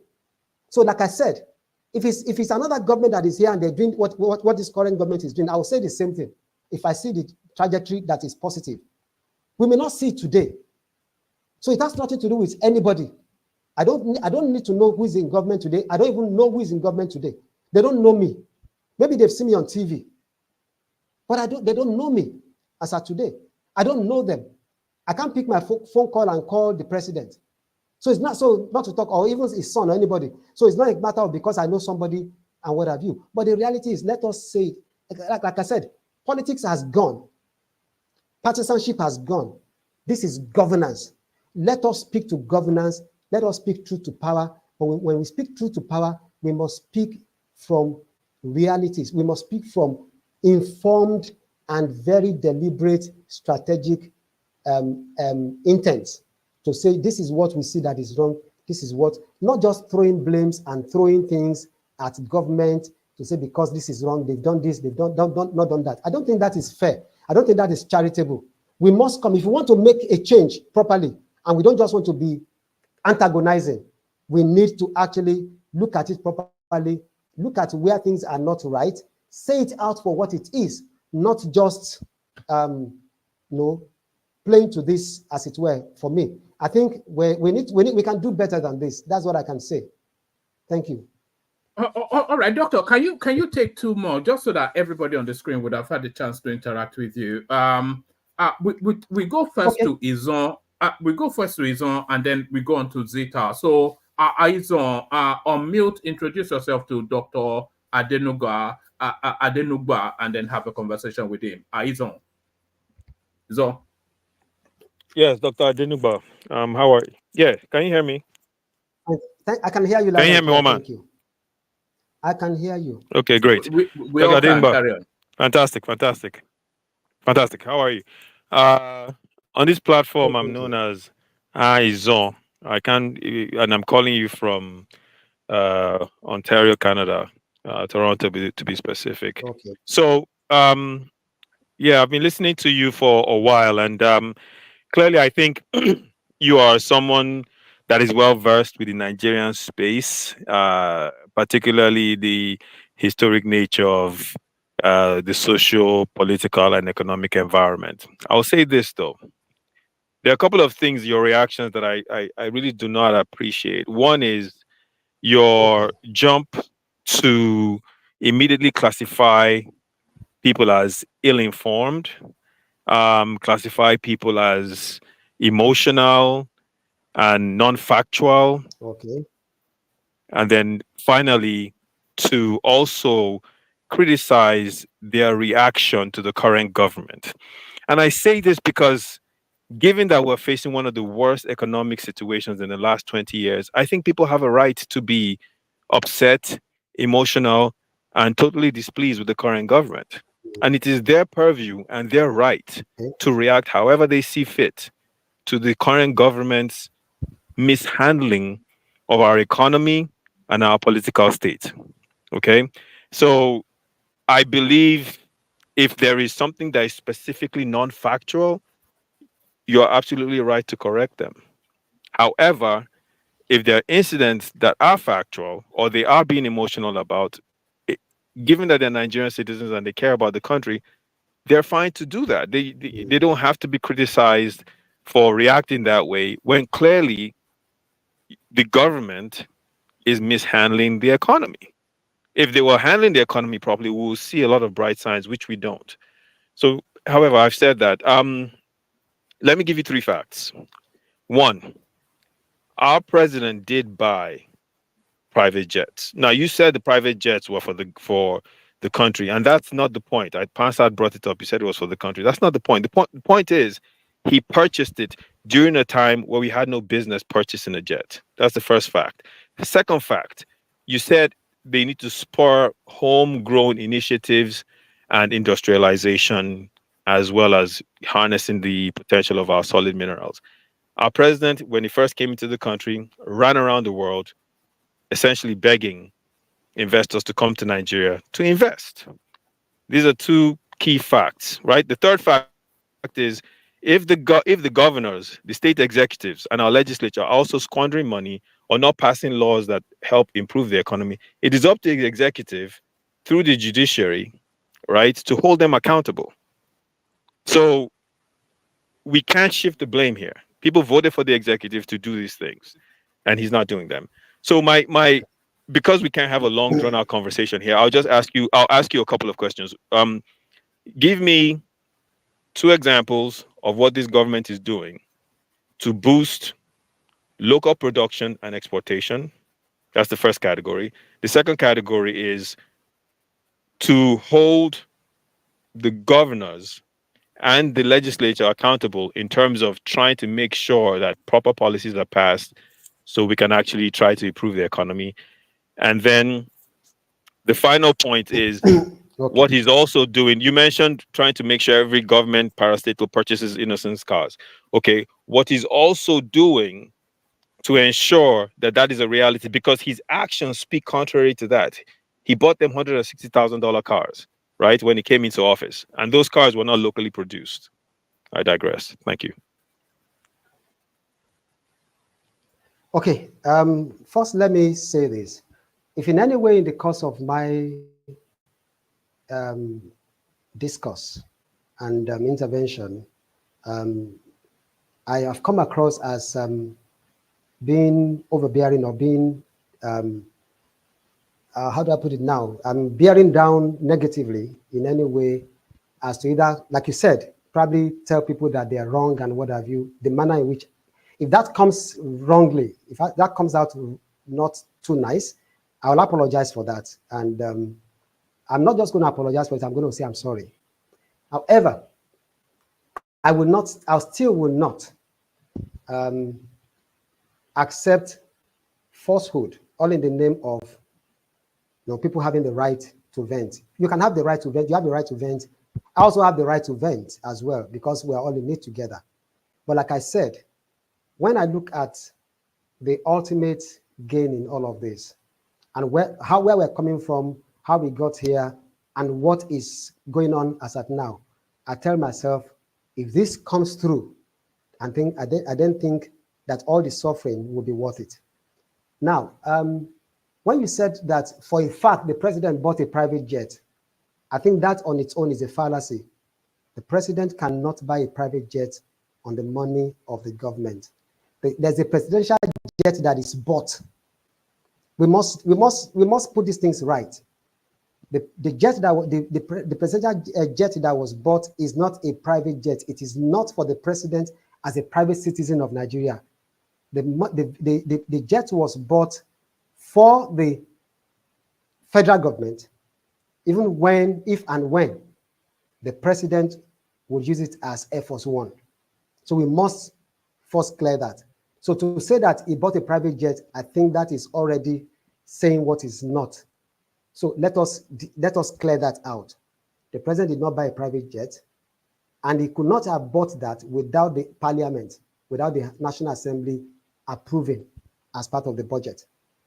And at the same time, it also came through that we've had the presidential jet that was being used at the point have had near fatal issues. I mean, we have somebody here who is an aeronautic person. I think the star is here.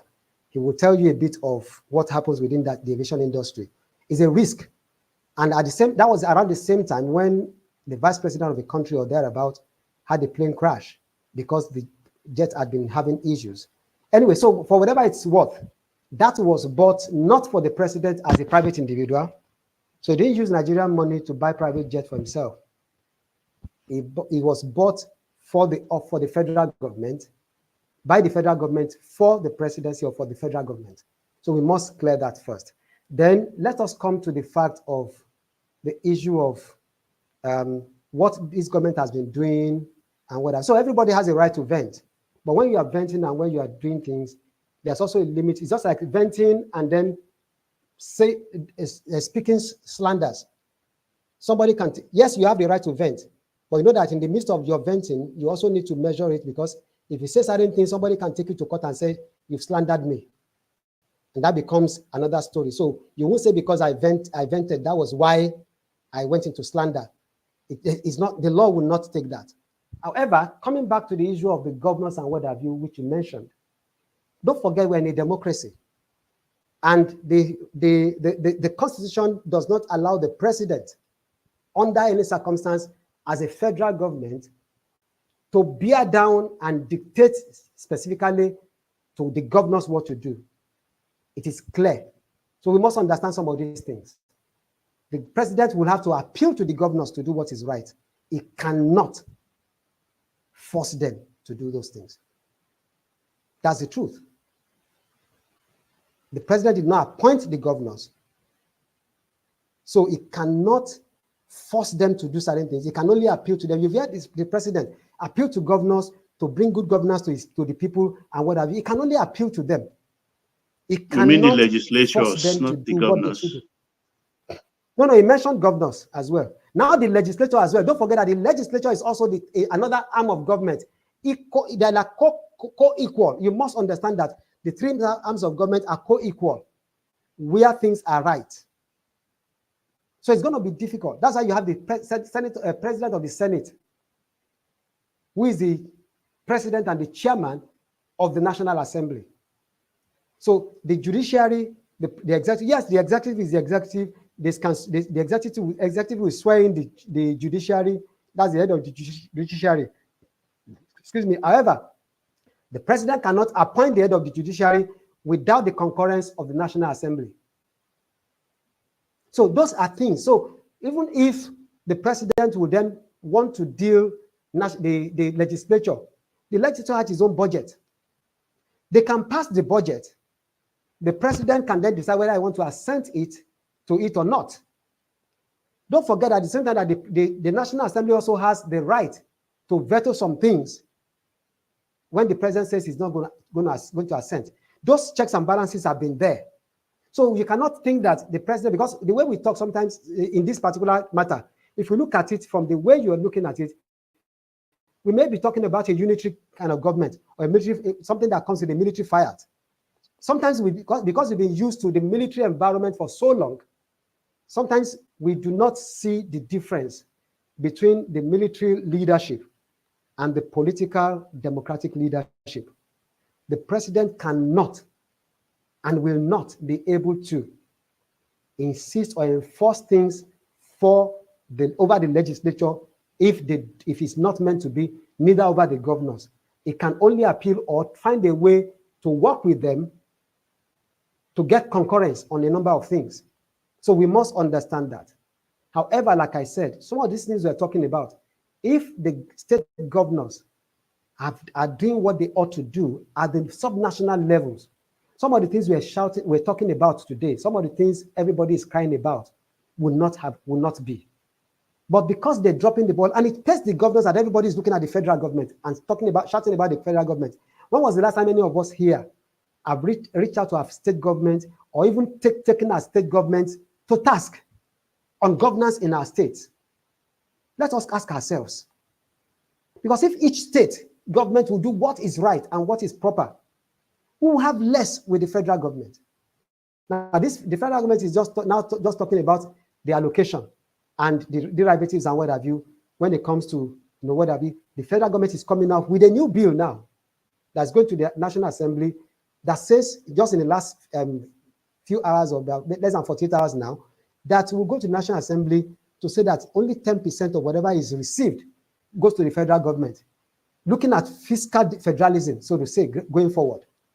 These are things that even the federal government is beginning to look at in its own right. However, like we said, for whatever it's worth, everybody must learn to work together. This nation belongs to all of us. But antagonism will not help. It is good to cry and to shout when things are wrong, but let us do it rightly. Now, what has the government been doing to show up? One quick thing about what you said. Can the federal government audit the state government? The federal government cannot audit the state government. What can happen is it is the State House of Assembly that can call for an audit of the state government. Except the only other thing that can happen is this EFCC and the Bureau of Conduct, Conduct can then decide to do certain things. People can write EFCC. People from their states can write EFCC and say, you know what, this is going on, this is going on. These are facts we need you to investigate as EFCC. But the federal government, I think the point I was trying to make is that the federal government is not totally toothless in terms of holding the state government accountable, especially since he has the Economic and Financial Crimes Commission available to it as it is spent. They don't need to write. Does not allow that. They don't need to write to the EFCC. The EFCC can investigate a state government. The EFCC can do that, but at the same time, you also know. Let us say for what it is.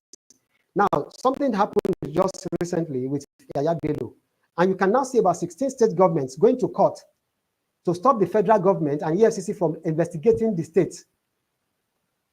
Are you aware of that? Yes, I'm aware. Yes, I am. So these are things we're talking about. So in a way, we must understand this. Number one, until the state governor is out of office, you cannot take him to court. You cannot sue him. He has immunity. And most of our state governors, the moment they are out of government, go ahead. No, so based on I'm with you. this is actually a good conversation. So based on what you're saying is the executive at the federal level, right, really has minimal control over the lives of the masses at the LGA or state level, and it has no power whatsoever to hold. I don't. Where I part ways with you is the fact that you're saying it has no power whatsoever. The Nigerian president may be one of the more powerful presidents in the world. Listen, can I tell you something? We saw a situation in between 1999 and we saw a situation between 1999 and 2007 when the president of the nation decided I was going to control the states. He tried it in Oyo State, instigated impeachment of a governor. He can do that. He will instigate. He cannot sack the governor directly, but he can instigate the state assembly to do that. But the question is, those things have backlash because number one, he does not have the power. Yeah, doctor, even Fubara of recent, the government didn't stop the local government election because it's not within his power to do so. Because it is not the president, it's not within the power of the federal government to do so. The governors have the law of power and they cannot be sued. They have immunity. So those things are there. The Constitution has spelled out most of these things in a way that it actually hampers the federal government in a way from insisting and having an overbearing influence or power over the states. The states are federating units. We must understand that. The states are federating units that has its own autonomy in a way, which is why what the federal government then has to do is the fact that, you know what, for local government, what we need to do is this. The autonomy of the local government must be enforced so that the local governments can actually be outside of the clutches of the state government. Like I said, not forgetting that the local government chairmen do not have immunity. So if any one of them misbehaves, they can be carried. They can be sued by their people.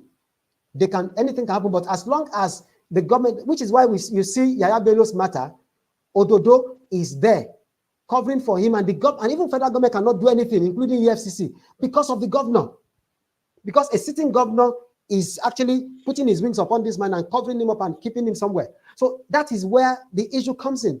So for me, we must understand how governance runs, so that at the end of the day, when we are able to actually understand things in a way as to say, you know what, now that I know that it's like this, well, the government, like Shoemimo will say in the case of Awolowo and the federal government, my hands are tied. The government's hands, let me help you, doctor. Be tied. Hold on, Baba. I want to get to Zeta before. No, this is very important point I want to make, because we all parrot it that our president is one of the most powerful state head in the world. That is not so, because look along West Africa, all those regions you have in every country since our neighboring countries, the regional ministers are appointed by the president or prime minister of that country. They are appointed. They don't have it's one party that rules everybody in that country. Not so in our country. Our president is very, very weak. That is why a Cameroonian president will rule for over 40 years and nobody can take him out. So when we say that our president is the most powerful, I smile about it because I ask myself, where's the power? Our constitution, and we are more enlightened and more sophisticated for anybody to just take us the way they've taken Cameroon and some other places, and Benin Republic and some other places. So in a way, those presidents and what have you are more powerful than our president. Is it our president that people will be abusing on national television and abusing all over the internet and what have you? Try that in some other countries in West Africa. Try it in Cameroon. I'm serious. Even in Italy. So we must understand how Italy. Hold on, Baba. Yeah. All right. So thank you, Doctor. That's my response in that regard. All right. Thank you, Doctor. One man, there were a couple of questions that weren't answered though. Two things that the government is doing to boost local production and export, and then two things. I was going to mention that. One, just just recently, the federal government has made available. There's an agricultural thing that's going on right now, including giving all the legislatures opportunities for fertilizers for all their constituencies and what have you. I'm aware of that even in the last 2 weeks. At the same time, this government is also looking at what they call the Renewed Hope Housing Scheme that has taken off from Abuja to other parts of the country. About 6 states now have that in place. At the same time, if you understand now, just last 2 weeks, the custom controller in charge of export at Ijora, the export control, came out to say that just this, in the last 1 year or thereabout, or this year alone, or this quarter, I can't remember now, that they've done almost 900 and something billion in revenue based on export. So in a way, there's increase in export drive by this government. The government, yes, you said something about the president first going around to ask for FDIs, for foreign direct investment. It is expected because you still need that even when you're looking to inward. You need external support as well. You need people to bring in their funds to actually come into the economy and invest in the economy here, while we're also building from within. We can't say because we want to build from within, we're also not, attracting investment. So, for whatever it's worth, this yeah, I disagree about that, but we can't have a long, drawn-out conversation about it. But it's fine. It's okay. You have the right to disagree on it. It's okay. So, please, let's go on, please. All right, brilliant. So we go on next to Zita, who also joins us. I think she joins us from Oslo in Norway. Zita. I'm not in Oslo. I'm in Tromsø. Tromsø, okay. Still in Norway, though. Dr. Kenny, welcome to this platform. I'm known as Madam AI. And as you can see, I'm the only woman here. You know why? Because I'm the only one who can say no when nobody dare not. Now, I've been listening to you for some time now, and I heard all you said. Some were okay, accurate, some were not. I agree with you totally that the people that Nigeria was handed over, I keep saying it, from the one, if they have done what they're supposed to do, put the plan in place and everything in place, Nigeria wouldn't have been where it is today. But the decay started from there, and it keep coming, and it keep coming, and today, this is where we are. That being said, I agree with you also that you said it's a global recession. Every country today is suffering. Every country, their currency somehow is struggling. I agree. But let's go back to our country, Nigeria. The problem of Nigeria is not Tinubu. I still agree with you on that. But for every government, there are some certain things that is expected of that person to do, more especially when the citizens are hurting. No matter how we present it, no matter how beautiful the economic policy is, no matter how wonderful, as long as the common man in the street is complaining, it's not going to make sense to them. As long as they can no longer put 3 square meal on for their children, no matter what we say, it's not going to make sense to them. Now, I put you a question to you.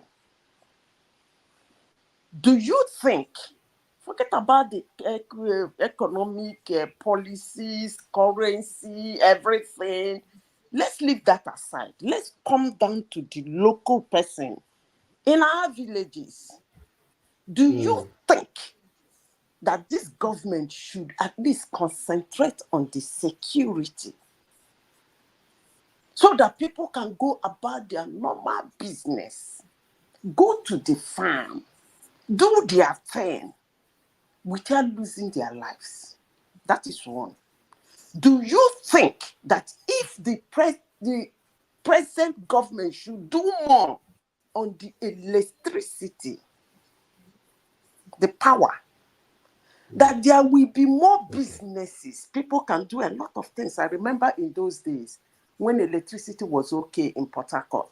We used to have boys that come to take our clothes and iron it and bring back. And we give them money. They come every Saturday. We pay them good money. So do you think, and some people will do ice block and things like that to stand in the street and sell their drink. Do you think if that electricity situation is okay, that it won't alleviate that poverty people are crying? That's the third question. Second question. Then the third question is what I've been saying in this platform. I got a phone call and they said I didn't say it well. Now I have opportunity. Let me say it again. Do you believe that the NNPC has been our problem in that nation, and that I said should be sold, but I'm doubling down that there should be a total dismantling of that NNPC? Thank you. Okay, thank you very much, madam. I appreciate your viewpoints and your questions. One, we're talking about, the first question is, do I think that, not about the electricity now. Your first question is, do I think, I'm trying to remember that one. I remember the electricity one. Please bring it back to me very quickly. The first question is security. The second question is security. electricity. The third security, question electricity. is NNPC. It should be totally dismantled. Okay. Okay, thank you very much, madam. Let me respond to your questions, your queries. One, on the matter of security. Security is something that we all desire, and everybody desires to be secure. Those days, nobody would really bother with so much of putting a fence in the house until sometime late in the 70s when it began. The kind of robberies you have, there were no robberies, they were just pilfering and maximum burglary.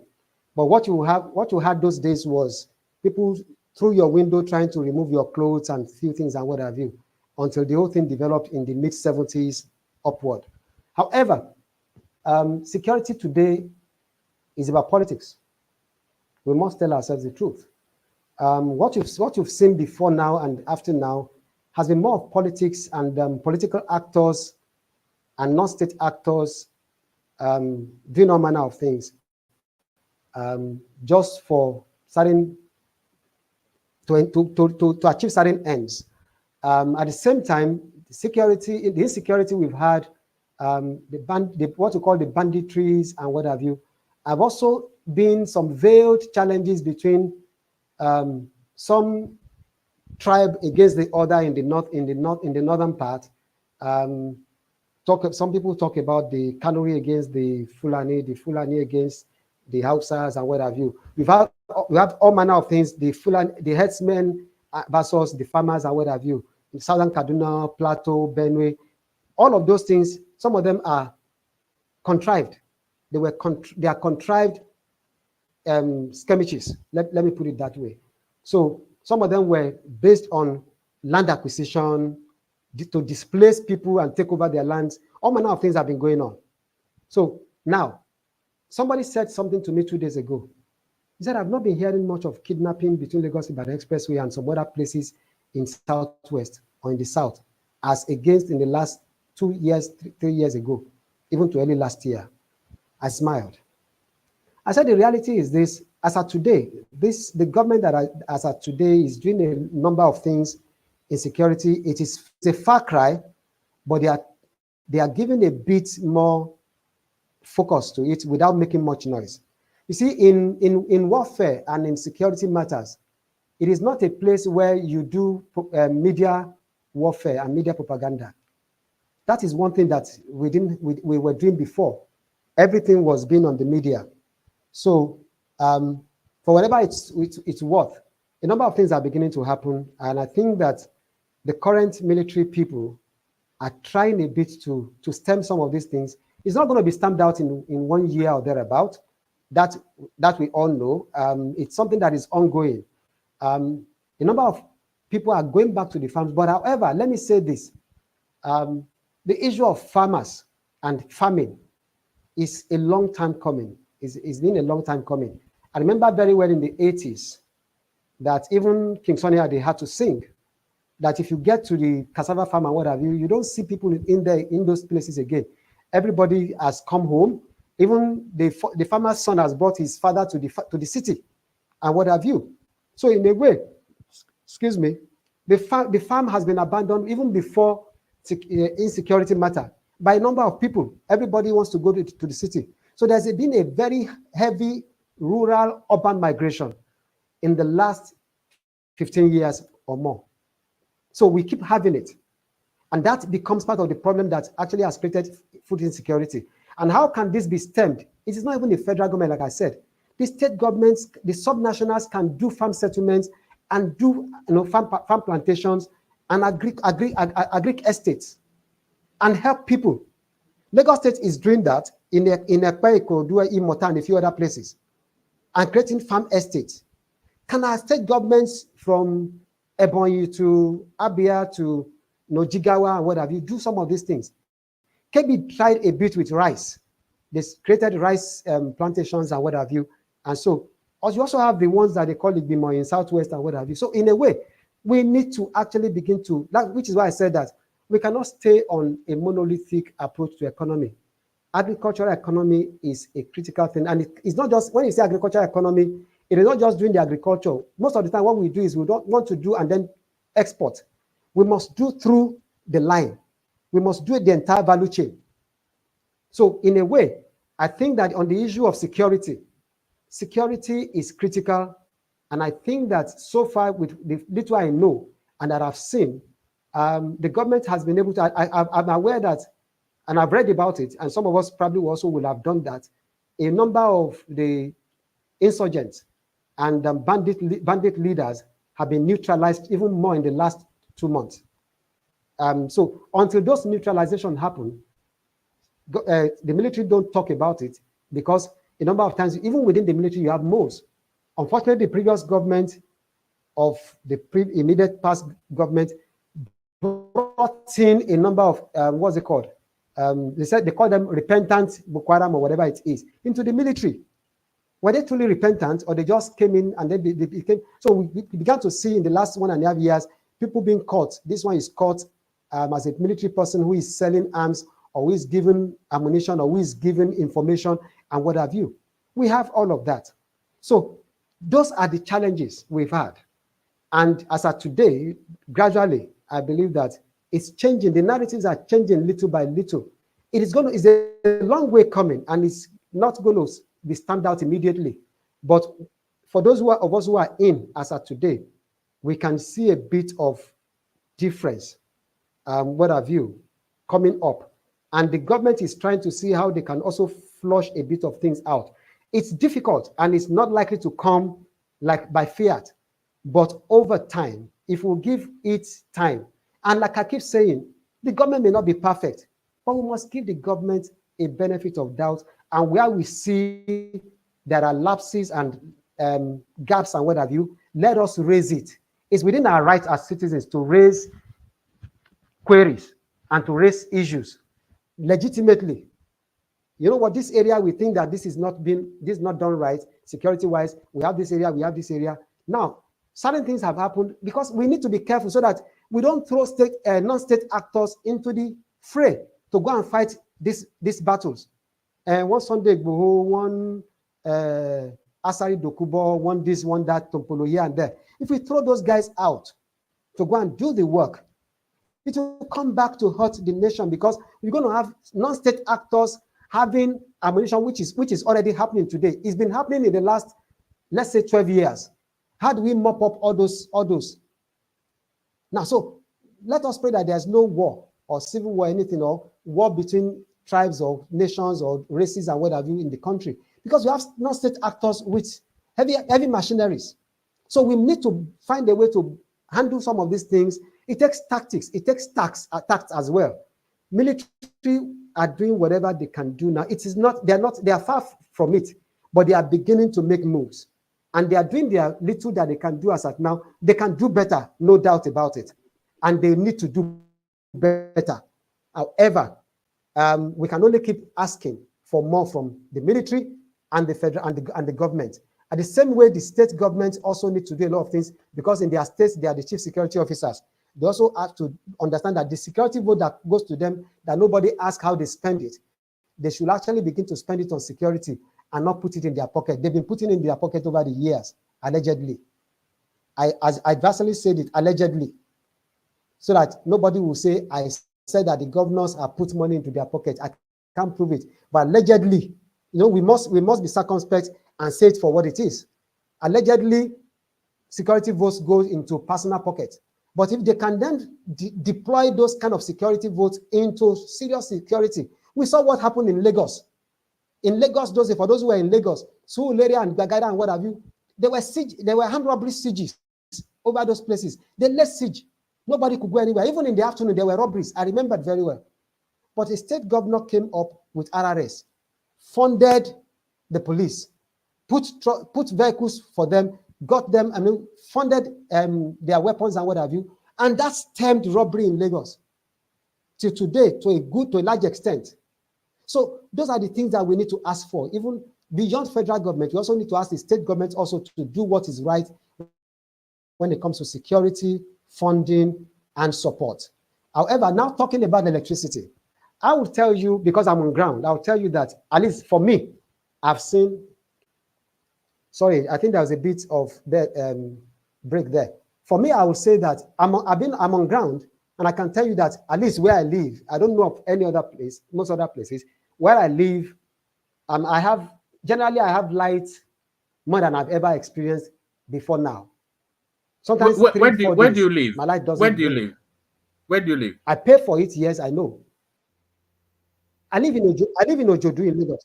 I live in Ojodu, not even in Lekki, not in Banana Island. I live in Ojodu. I was curious to ask because we're hearing those are in Ojodu can tell you. Yes. Sorry, Doctor. I was curious to ask because we're hearing that narrative. I said I was curious to know where you live because we're hearing that narrative consistently, that there's marked improvement in electricity supply, especially in places like Lagos. Okay, it's crumbling. All right, carry on. I think, carry on. Yeah, I thought he came to a stand to close. Can we do that follow-up now? I think we also have a new guy here. He has not finished answering my question, Pansat. Oh, okay. Can he answer my question? Just hold on, Mr. Pansat. Now, so electricity is relatively getting a bit better than before. Yes, is it more expensive? Yes. Relatively compared to other places and environments, is it the same way? Like I said before, we got spoiled in the sense that even our people, because we weren't paying commensurate relatively, our people can afford to put their lights on in daytime, their perimeter lights. It's a waste. And there's a cost to it, which we're not paying as individuals. But now that people are beginning to pay that cost, now we can see people, like I said earlier, putting off their lights, even their ACs when they are not in the room to use it. Before it was not like that. So things are changing in electricity. However, it is not yet uhuru, we must admit. There's still national grid failure and collapse at different times sometimes. It has even reduced now, unlike before 6 months ago. It has reduced now, but I'll say the first 7 months of this administration, it also was bad. There was system collapse all over the place. But the last 5-6 months, it has relatively reduced, I must confess. And the challenge we have, I will tell you, madam, one of the challenges we have is this. Our citizens, particularly our young people, have become lazy and entitled. And they don't want to work. They are chasing things now that is not making them to want to think about working and doing the real labor to earn proper living. Go and see betting houses in Nigeria. You will be sorry for the future. That is one, and a whole lot of stuff. So in a way, Even when the electricity is there, I remember that one particular distribution company said that they have enough energy that people are not even taking up. They're even now begging manufacturing companies to start taking it up. Some of them said because it's a bit expensive and what have you. But I said, tell somebody, it is still cheaper to use public electricity than to use generator. I've tried it for whatever it's worth. However, things are changing gradually in that regard. So whatever it is not yet Huru. There's still a long way to go in electricity. The Gencos have problems. The distribution companies have issues. I will admit that. There are problems with Ibadan electricity. People complain, we know. From those in Ogun State, from Ibafo to Ijebu to everywhere, they complain. So the electricity companies also have a lot to do. And the Ministry of Power must take them to task. If they have to then take over certain things and reshuffle a number of things, they have to do it. So the Minister for Power must sit tight. So far, initially in the first few months of his administration, it was like he was headless. We didn't know what he was trying to do. Nobody could say. In fact, people were calling. I was one of the people that said, I think this guy has to go. But in the last few months, we've seen a hint of a bit of things trying to come up, but they can do better. So if the president feels that this guy hasn't lived up to it, let him go. But the issue is, like I said, some people in this government has to go.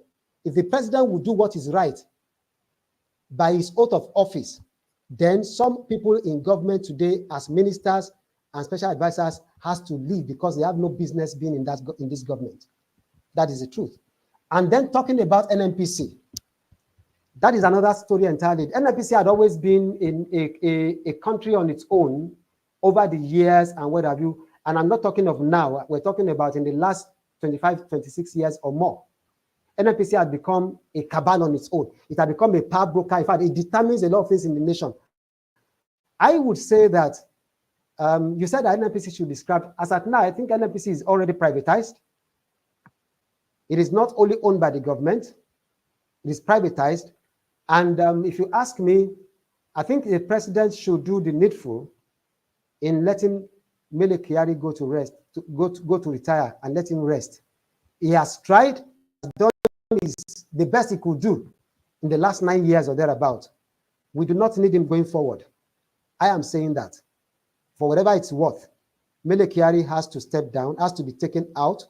Let us get somebody who has a better idea of how to run, the NNPC, and all the shenanigans that's been going on between NNPC, Ipman, and Dangote, and what have you, the oil majors, the independent marketers, and what have you, all of those things, and the MOMAN, and what have you, all of those things, there's a need to actually look into those areas and see how to break all the things that's going on in that area. The president will do well by the nation to actually look at that area and see what to do and do something decisive. I keep saying one thing: if you are somebody like that as a president, you cannot put in somebody that you cannot sack. The former president we had before now had people, created people he could not sack, and he did not sack anybody anyway. So for whatever it's worth, this president will do well by the people to take out those that he believes are dead wood in this government or are not helping the focus of this government to come through. So where those people are, they need to get out of this government so that things can work. The president has said one thing, that nobody should pity him and that he asked for this job. At the same time, the buck stops at his desk. So it is in order for us to take him to task. So when people say, oh, the president, like I said, I'm not here to say the president is not responsible for, but let us say what exists and stay there. What exists, let us stay by it and stick by it. Where he is wrong, we will all come out and say this president is wrong in this area. He needs to make amend or he needs to get it right. So that is where it is, madam. So I think NNPC, like I said, I've spoken to it. There's a need to actually do a complete overhaul of NNPC, and a number of people within NNPC has to go. The refineries must work, otherwise sell it to private individuals and let government hands off all of these things. Let's know that we are fully in a deregulated environment.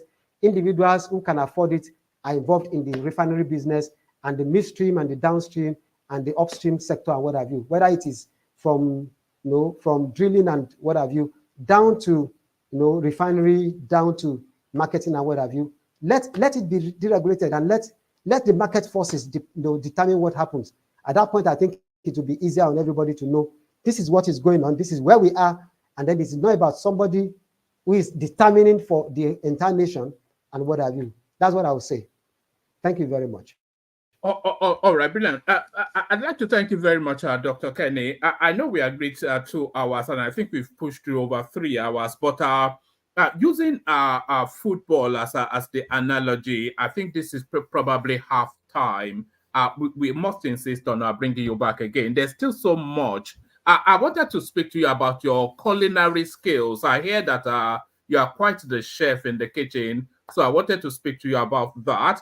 I wanted to speak to you about the sort of opposition that we're having within the Nigerian space. Is it fit for purpose? Are they holding the government to task in the manner that they should, or are they just saber rattling and just making vacuous noise? I also wanted to ask you about the role of protest within our political system. Is it being used in the right way? We saw the end bad governance, and we saw what that turned into. And then we saw another attempt to resuscitate it, and that fell flat on its face. I wanted to speak to you about Emefiele, because I know you speak a lot about Emefiele, at least about 3 years ago, thereabout. And I also wanted to ask you, they promised us reshuffling as in the lead up to the Independence Day anniversary or celebration. So we've not had anything about reshuffling. So what is holding that back? There are too many dead weight ministers within there are champion ministers like Kiyamo, Umahi, all of these people we're seeing performing. We're even starting to see Badaru, the Minister of State for Defense, starts to no, that's Matawale, isn't it? So we are starting to see some movements, but we're not seeing sufficient enough energy. So all of these things we still have to discuss, but I know that you're pushed for time, so we are happy to let you go, but only on the promise that you come and see us again.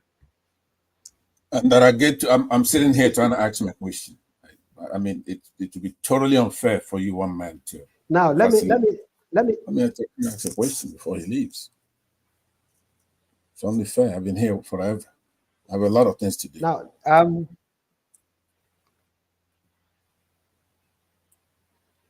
let me first, Pansat, I think one man will do that. But let me respond very briefly to what you've said, a few of the things you've raised. One, where my culinary skills, well, it came from home. I learned to cook since I was maybe like age 5, age 6, and I've been in the kitchen with mommy and do all manner of things. So that is something. However, talking about protests within opposition, as at now, I think we have saber rattling, so to say. They're not coordinated. Number one, opposition is not coordinated. Opposition is also not strategic and deliberate. Because what I see, for example, opposition is trying to talk. This one is saying this one is saying this, and then some of the things they are bringing out can easily be punched by other people. So it becomes a bit of a challenge. So we don't have opposition that is actually doing opposition. What they're doing, I think opposition as of today is still thinking about politics as against governance, unfortunately. So opposition is to think about governance and not politics at this point. Election is over. We're not doing campaign at this point. Let us talk about governance and let opposition come out and say this particular policy, it is not right. This is what we expect you to do. This is how we expect you to do. Let opposition give advice, let them give advice. Let them come up with something credible and tangible for the government. That way, if the government doesn't take it, everybody knows that, okay, fine. The opposition has an idea that is going to help this government. And sometimes the government should also be able to reach out to the opposition to say, you know what, since you guys said you have this idea, let us look at it together and see. Like I said, it's about governance at this point, not politics. So in a way, I think that as at now, opposition is not being done the right way. I think it's still rattling the sabers right now, just beating the winds. So they need to get their acts together Because even within opposition as well, they have issues within their houses. Either PDP and Labour Party, those two main oppositions, so to say, that have come up. They are having issues that is not even helping them to focus on, what is going on in the nation properly. They are too torn within. So there's a need for them to look at that. Talking about the issue of, you talked about opposition, then you talked about protest. There's room for civil protest in governance and what have you. We've seen that happen before with Save Nigerian Group, led by Pastor Tunde Bakari. We've seen that before. We've seen some protests that backfired, like supposedly the 1 million man march that Daniel Kanu did in the days of Abacha. It was a protest in support of the government, so to say, of the military leader then, and that became the backlash of that. The reverberations actually sounded more in the Niger Delta, and we saw the after effect and the aftershocks of that. Like I said, the Save Nigerian Group was a study in case for protest in governance, where people actually protested against government policies.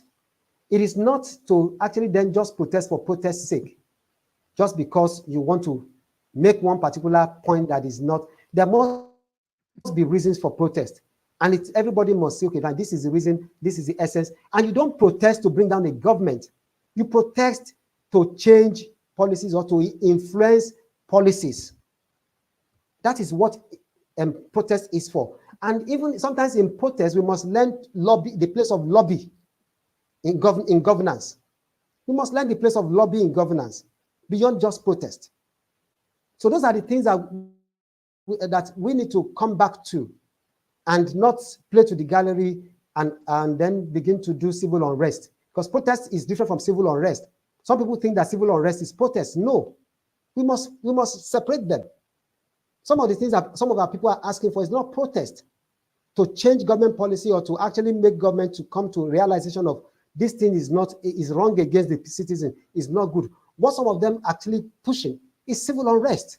We must come to terms with some of these things, but in government, in governance and politics, there is room for protest. But that protest must be to influence policies and to influence government, to change government's mind over certain decisions and policies that may be anti-people, in a way as to change the narratives in that regard. Not necessarily, not to look at bringing down the government. We say we're going to bring this government down to its knees. That is not protest. That has become civil unrest or civil disturbance. We must distill and separate some of these things as we go on. I think I'll leave it at that. Thank you very much. All right, thank you. Please take one position from Pansat. Otherwise, it would be very upset. Take a position from Pansat, and then we wrap it up after that. Pansat. No, I'm waiting for that. I'm waiting for that missile. All right, Pansat. Yes. Thank you very much. The AK-47. Otherwise, I will just criticize you. Ahead, Pansat. Yeah, normally that's the extent of my tendency to criticize you for that.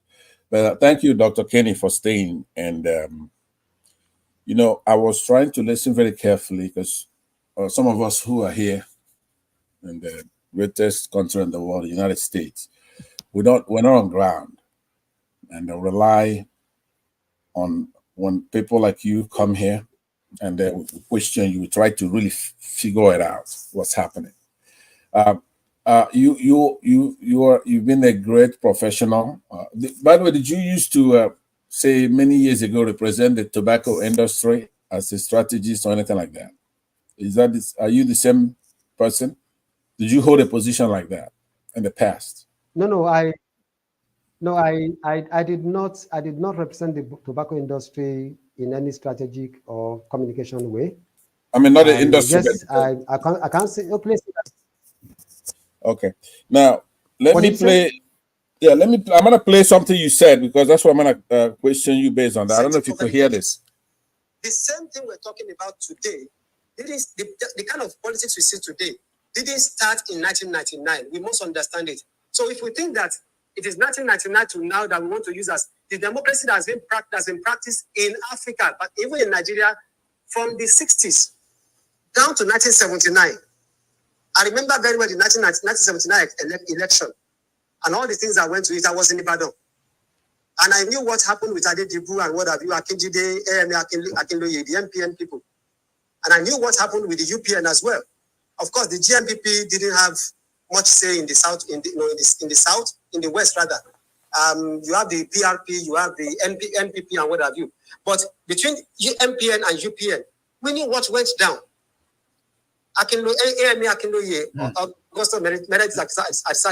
Sorry, Pastor, where are we going with this? And all the likes. Okay, I'll just bring it up to speed. You have, sir, been here and you've all offered a lot of excuses for this administration. Excuse after excuse, vindication, absolution, exoneration, justification sometimes. But by observation, be it the price of fuel on the street, right? Nothing shows the optimism that you are displaying here. You are actually an advocate for the administration, right? Even though you're not being paid. So the perplexing thing is why? Well, I mean, we're smart. Nigerians are very smart. They know that this administration is not doing anything that is proper in policy, in priority, or just your ordinary empathy. There's nothing there. There's no way somebody's going to be able to defend this. So that's why I'm trying to balance it out. You say, and when you came in here, I said, I invoked the Lord, the Holy Spirit. I said that you muffled it. You didn't give me that amen. I said, the Lord is good. And it was muffled. The Lord is good all the time. You didn't want to do that. So I wasn't muffled. Okay, so the Lord is good. I wasn't muffled. Let me. Okay. I said all the time. Okay, that's what I'm saying. So now, with the Spirit of the Holy Spirit, can I respond to you? I just want to. Once you accept this, then whatever you say, I'm gonna take it because I know you're a devout Christian. Your wife, I went to your pages. Your beautiful family. So as a Christian who's coming to talk to Nigerians now, not me, every Nigerian, and you're not paid. So this is you with your heart. Yeah. Are you saying that this Nigeria is going the right path, right? So with honesty that you've come here and you have told us exactly the way it is without evasion and trying to defend something that is ruining the country. Finally, you said, yeah, every government could make a mistake here and there, as far as they're not doing something that's going to ruin the country. What else can be worse than what we have now? There is absolutely nothing that could be worse. Our citizens are starving. To buy a liter of gasoline is 1,000. Thank you very much. Okay, let me say this. If you're with, can you hear me? Can you hear me? Yeah, we all can. Can you hear me, please? Yes, we can. Okay. People have a delay. Now, let me say it clearly. Under God, I will say it anywhere as of today. One, this government, for whatever it's worth, like I said, I'm not an advocate of the government. I'm talking about governance. Sorry, I'm not talking about this particular administration, but I'm talking about government generally. So far with what I've seen, I do not think that if any other government, if any person as a leader would do differently, when I say differently, I'm talking of remove fuel subsidy, return fuel subsidy, make electricity to become what it used to be, still keep subsidizing electricity, and put money in to defend the Naira. If that had happened between May 29th, 2023 and now, I'm not sure we'll be talking the same thing we're talking about today. We may not have a country that is stable in any way, we probably would have become Venezuela. And let me say it this way. When you look at it, with every clear conscience, you will not tell me that the system in America is perfect, or that there are no poor people in America, or there are no destitutes in America, because America is the best economy, the best democratic government, the best democracy in the world. Even the Lord Jesus said something. When they said, oh, let us give this one to, this alabaster oil, we could have sold it to give to. Jesus said, the poor you always have among you. And let me say this, if this government, or any government, so to say, gives $1 million to every citizen of Nigeria today, to say, you know what, we are blessing you with $1 million, everybody is now a millionaire in Nigeria. I can bet you, give it 1 week, 2 weeks, some people will be poor.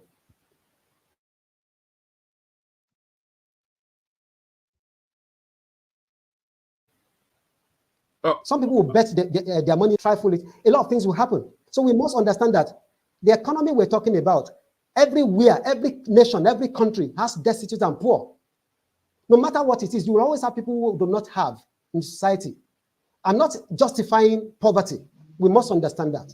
But the reality is that when we say it as if everything must be in nirvana, Nigeria should be Garden of Eden. Even in the Garden of Eden, there were misnomer in the Garden of Eden anyway. Things went wrong. However, because there's no perfection, and no matter what you do, some people will still face hardship. Even if you give everybody equal opportunity, education is free, transportation is taken care of, this one, that one. Even Libya have poor people, even when Gaddafi was still there, with all that Gaddafi would do for Libya. So in a way, let us say it for what it is. We cannot rule out the fact that there will always be people who will still be less privileged, regardless of. What we are asking for is opportunities for everybody. What we are asking for is the government to be able to do what is right and help us to keep this nation economically viable and intact and survive. If this nation will survive economically and what have you, if this is what is going to take us away from the brink, from the precipice, to pull us back from that self-inflicted danger and destruction that is ahead of us, then so be it. It may be difficult at this point for all of us, but the reality is that we are at a point where if we don't do certain drastic things, which others have not been trying to do, which others have been avoiding over the years, we will end up like Venezuela with our oil. We will end up like Greece with our oil and every other thing that we have. So we need to actually look at the narratives and tell ourselves, whatever it is, this government has come in. Like I said, it is our government as of today. We can only ensure that they do right. But as of today that I see, with the floating of the Naira, which is not convenient for all of us, so that Naira can actually take its right place, and it's not like we are propping it up with crushes. Let us know exactly where we are. Because if we don't, all along what we are doing is we don't want to know where we are. We rather just bury our heads in the sand, and whatever will be, will be. If we die, we die. But the issue is let us not feel the pain. It's not going to help us. So let us face the realities of who we are. We are not rich. We can become rich tomorrow. But today, we don't want to be like people who cannot afford to live in a 2-bedroom flat, but has gone to pay, because he has a little money on him, he has gone to pay for a house of 3 million naira duplex, or has gone to take a place and bought cars, 2 cars, when he could not afford to even maintain them. The person, and that's what we've been doing over the years. So now if we now say, let us cut our coat not according to our size, but according to the measure of the yards we have. That's what we're going to wear. We're going to make if it's dashiki, if it's knee length short, we're going to sew with it. Let it be that as at now. A time is coming later when we can come back and say we have what it takes. But the issue is we've been living large. We've been living luxurious lives over the years and over the decades. Now we've left where I come from. They say when you eat your child's, the thing you should eat when you deliver a child, a baby, you have eaten it when you are pregnant. That's what has happened to us. We postponed our evil days, and we still want to postpone it because we believe that we don't want to feel that discomfort. The reality is, even with the best of government, some people are still poor and they will still be poor. But what can happen? There can be opportunities for people to be able to move up the ladder. Once those who have the will to move up the ladder will do so. Those who have the passion to move up, those who have the tenacity to change their stories will change their stories. In this same economy, as bad as we say it is, some people are still also striving and doing some things that are inconvenient to be able to get right. So in a way, it is about people. Our people have become complacent and entitled. Let us face it. You may not see it. People don't want to work. They just want to do all manner of things. So people will come complain, do all manner of things. But the issue is this: a number of our people have become entitled and they don't want to work. They don't want to do things. They don't want to labor properly to make things happen. That is part of the problems we have. But as of today, I can tell you under God, with what I see, it can change tomorrow. But as of today, the steps taken so far, there may be errors in implementation. There may be some laxities or lapses or errors in administration or operational matters. But the trajectory and the direction of what to do and how to go about it, I think, and I want to believe, is actually under the circumstance. It may not be convenient for us. It may not be convenient for us of our family that are in Nigeria or those of us who are on ground. But the reality is that we have put ourselves in this place as at now, as a people over the years. Our prebendalism and our preponderance for luxurious taste and imported things have also led us down this line. We do not produce what we consume. We have one of the largest importation portfolios in the world. Our balance of trade is bad. We must come to terms with it. So that is why I'm saying that for me, under God, and I'm using that, under God, this government may not be the best that we will ever see. But as of today, they've taken certain steps and they've taken certain policy direction that is supposed to help us and will help and should help us to get it right and pull us from the brink. Now, implementation and some other little nitty-gritty things may be issues, which is expected. There's no perfect system. However, so far, there are certain steps and some decisions that the government has taken policy-wise that I think will get us somewhere. Implementation, we may have a bit of hitches here and there. They can get it right. And once those things are corrected and they get it right, we'll be on our way to somewhere nice. In the next 2-3 years, we probably will sit and say, oh, we didn't know that it was going to turn out to be like this. We criticize this. Yes, we will criticize it today because we can't see tomorrow. We may not be able to see it as well because we see today. But when we look at it properly with foresight and understand the strategic imperatives, it's easier for us to say, well, while we don't see it yet, we can, in the light of the environment we found ourselves, this is the best way to go about it. Don't forget that all the candidates, the major candidates, said that the subsidy will go from the first day, including Peter Obi and Atiku. They all agreed. So if anybody comes back today to say, oh, maybe they would have said that maybe I would have done it differently in a bit of way, but everybody agreed that this must go. We all said it must go. Now with implementation, it's affecting us. We now say, no, we want it back. We want it reversed. So for God's sake, can we try and be true to ourselves?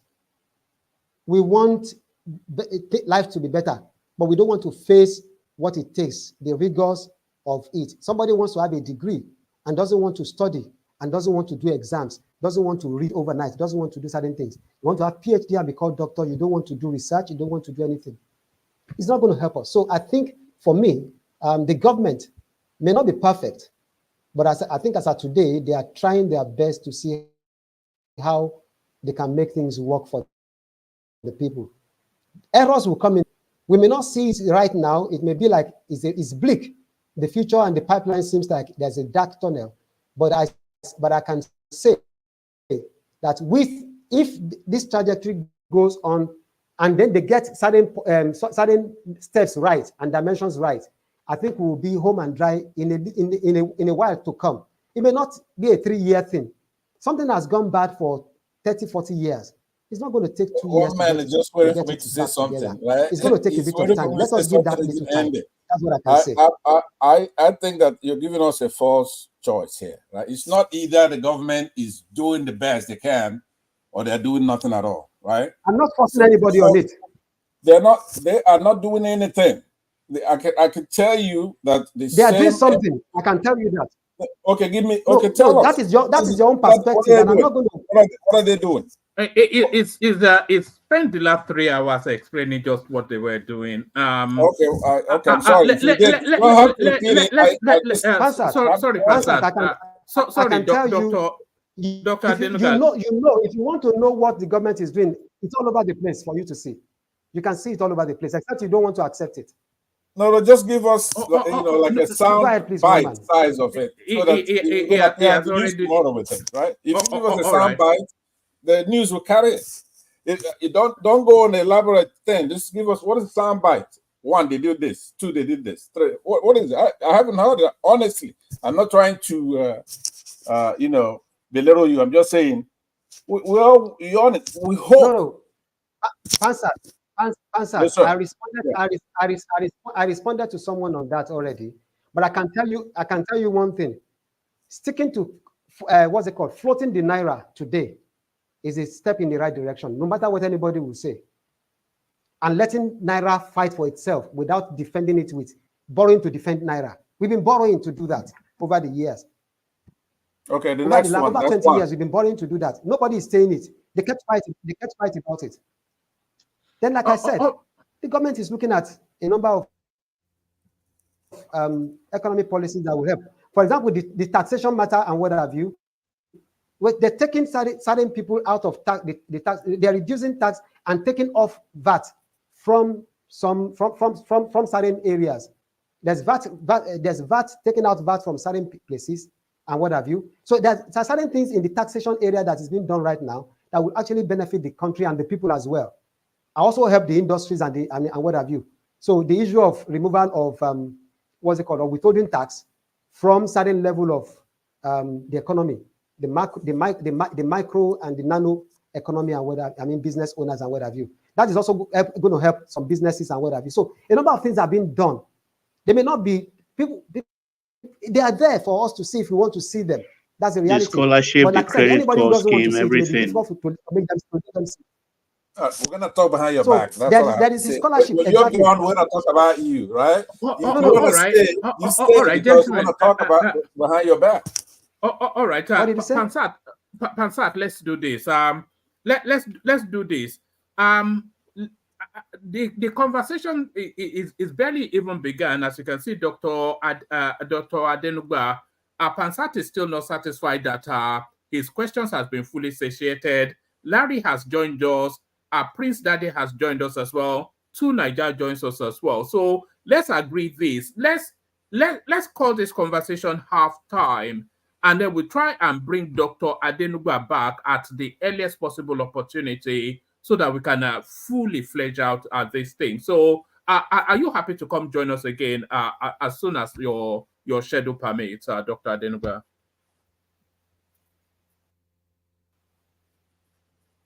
Are you there? Well, it will be a pleasure. Once I meet it, I'll be here.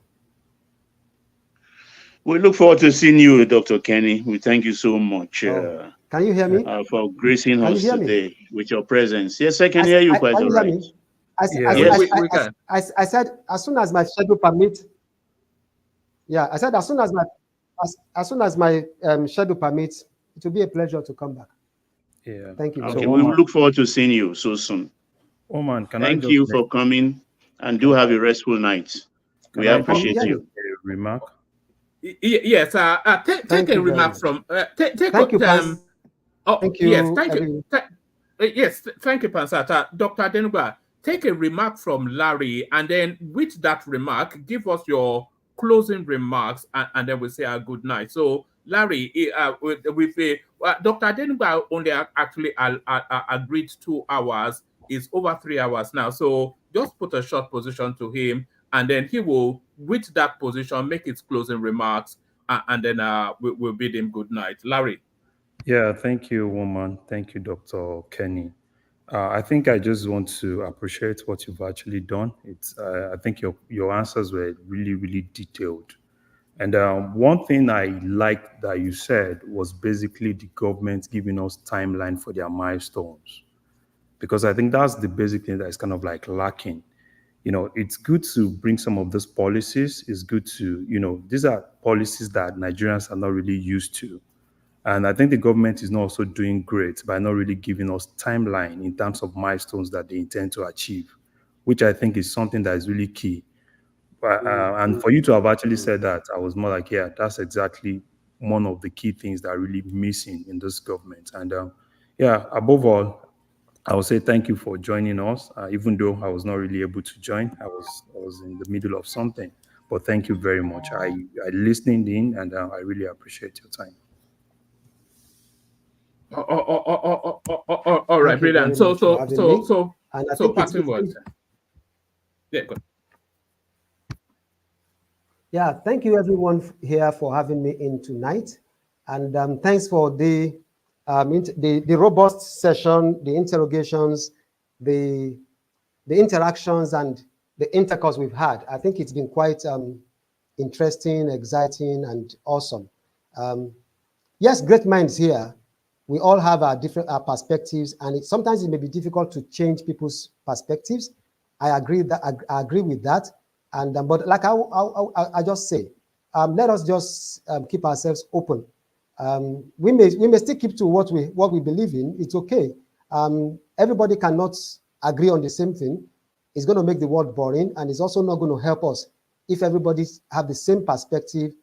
We may not see danger coming. So it's good to actually have people like even Pansat, who will actually point us and let everybody sit on their toes and stand on their toes and look at where to make things right. So thank you everybody for having me today.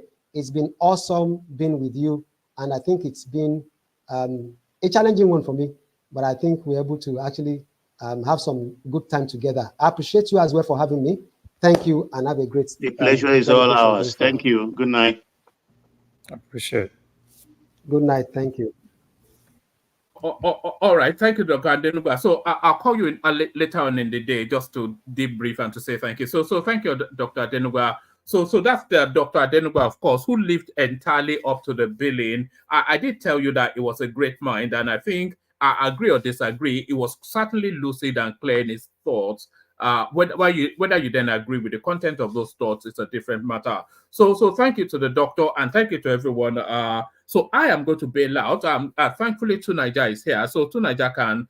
I'm not sure how much of it he caught because I think he was otherwise engaged. I'll bail out. Tunaija, just on mute. Let me know you're there. Tunaija. Before you bail out now. I came to ask questions, and you want to bail out. Let me bail out. You have appointment too. I'm going to close the show fast. So if you close it fast, but just let everybody have the chance to.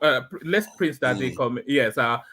If you cap it on that, I was only going to do it for 4 hours anyway. So just let it. Yes. So thank everyone. One minute. Hold on. You could have made me the speaker for the day, really, because I came in towards the last the few minutes left in the program for the man like Dr. Kenny left. What he was echoing was, I think, exactly what I was telling you yesterday during yesterday's session about what Tinubu is doing. Yeah, things are not working out as they should, but at the same time, he's not kicking down the can down the road like the past leaders. He's actually doing something about it. Of course, he has a lot of opposition. I don't know if he actually addressed that. I would love to ask him the question that, look, yeah, Tinubu is doing all these nice things, but what about the opposition and the undermining going on in the country? How is he able to sustain that? But anyways, I know you got to go. Let's leave it to Niger. Thanks. All right, Billy, and those are some of the questions that I wanted. You know, the real difficulty of these things is that I'm not able to start till around about 10 o'clock. And if you imagine, the guest has already had a day up to that point. So you're just getting the tail end of their day when they are just ready to go to bed and whatnot. But we'll certainly have him back. I was quite impressed by how it was. So thank you, everyone. Alexander Gomez passed by to acknowledge the conversation. That's Michael Babs right there commenting to the conversation. Fosa Isaac, there he is right there, documenting his presence not once but twice. That's Fosa Isaac right there. And I, of course, the sugar daddy of the platform. So thank you to all those. So Tunaja, I'll hand it over to you. Just make of it what you will, and then close it down. Well, you say you're only here for a moment. I'm sure when I wake up in the morning, you'll still be there. Yeah, you keep saying that. I will close it. You say that. You'll be holding AK-47 to them. You'll be. I was supposed to go to bed. What are you talking about? I just came to ask the man a question, but he escaped. But it's all good. Let me escape as well. Actually, let me push you a little bit. So tonight I take over. Thank you, everyone. Thank you. Thank you. Yeah, this guy, man. When he was just saying all the time, like, how did he get this far without people tearing him to pieces with what he's saying? But that said, anyway, Prince Daddy. So, what do you think about his submission? I don't know how much you saw of it. I didn't really see much of it for like the last few minutes of what he had to say.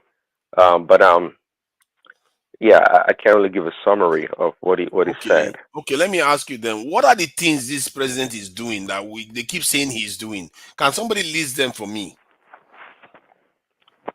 Wow, the subsidy removal is number one. That is not his own. Well, see, that's the problem. See, sometimes it's not about if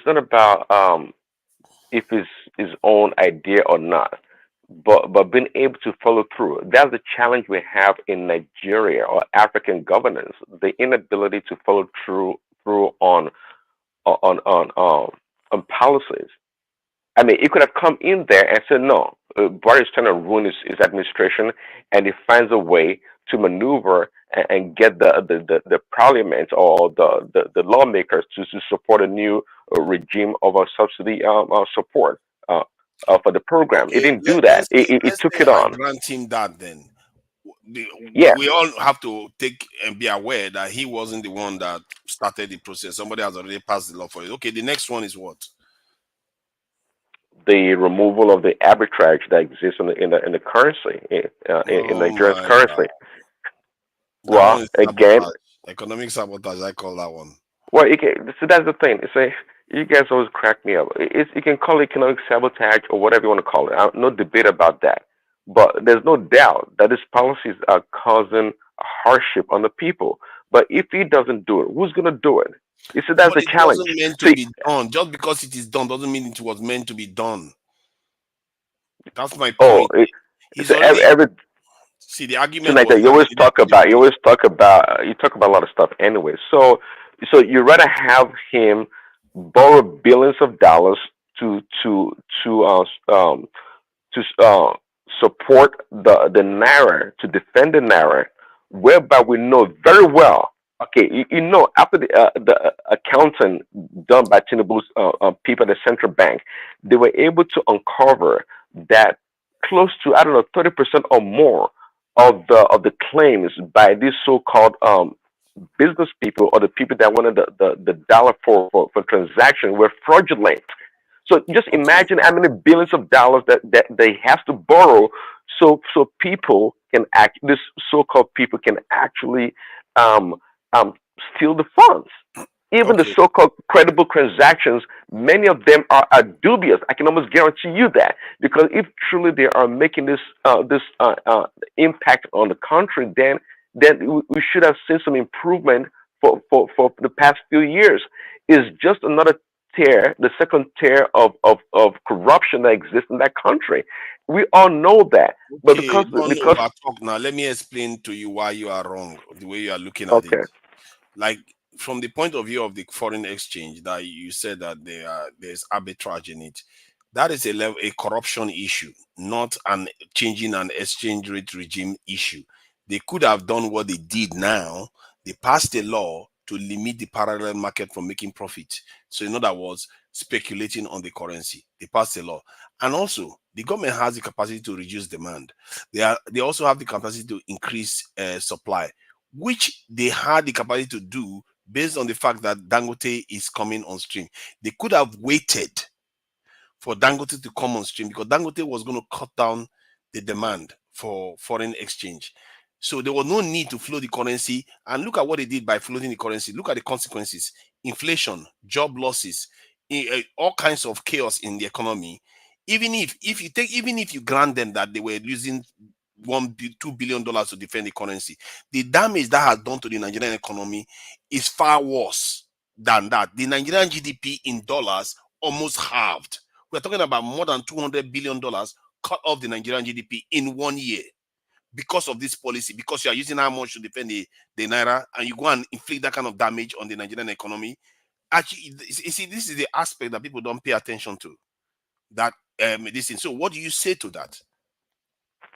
So you think the Nigerian economy lost about $200 billion, and Yes, to your estimate, how much do you think we're using to back then to defend the Naira every month or annually? About $1.5 billion. And if you let me please hold on, a month or a year? No, a month. You can also do this thing, manage. You can also do this thing, what they call it, manage this in deflation, whereby if you are spending 1.5 billion, you can do it so that you spend 700 something million instead of 1.5 billion. You do a managed deflation, this in depreciation of your currency. There are so many solutions to it. Hold on, tonight. In hindsight, what you're saying makes a lot of sense. I think I used this phrase to describe you. You're a textbook kind of economist, to the core. Because and that's the failure of most people, even the people in power right now, trying to understand the Nigerian space. Meaning, trying to understand the nuances and the nature of our country and what composes the economy. See, obviously, the things you said sound very commonsensical and much easier to do, and that's why, if you heard me yesterday on the show, that look, the main reason why Tinubu is not succeeding as quickly as he should be is because he's unable to consolidate power from the different power centers across the country. See, he can't do that. There's always undermining by different individuals and institutions in that country. So the easiest way, the easy hanging fruit for him was to do what he did. Now you're telling him to pursue all this avenue that in actuality they don't have a proper accounting or statistics or data to guide them, and we have people, individuals and institutions that have strong hold on these different sectors you're talking about. All those things that you said are great. They're great. I would subscribe to those things, but those things rather are much harder than what Tinubu did. What Tinubu did is actually have them. How is it that he was still able to do all of them, but do them in a way that damages the economy? That is what I find troubling about this kind of leadership that we have. They will tell you that round tripping is a corruption problem, but yet after he floated the currency, he was able to cut it off. You see how clever these people are. They will tell you corruption is the issue, then they will create a problem, then remove the initial corruption. He was able to completely remove that round tripping. Not because he floated the currency, no, but because he passed a law to limit them from making profit, and many bureau de change has gone bust because of it.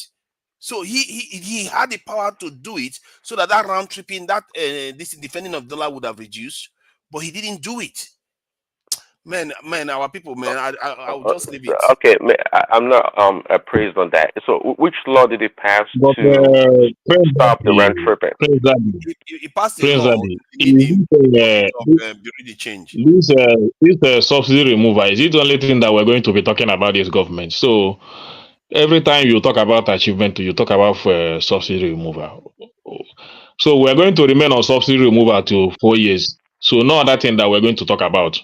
Again, subsidy removal is not achievement. It's something that needed to be done. Let me finish. This subsidy you said has been removed. Let me tell you, this government have been paying subsidy even after they've removed it. If they stop it, maybe because they floated the currency, they have been paying it. Yeah, maybe because of at the cost of increment in the price of petrol these few days, maybe they have stopped paying it. But yes, since they started and they say they are not paying subsidy, they are paying more. Yeah. So don't say they remove.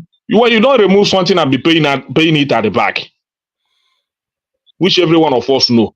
They passed it through NNPC this time. Even There is no budgetary allocation for it. If we recheck it now, they will still be paying some.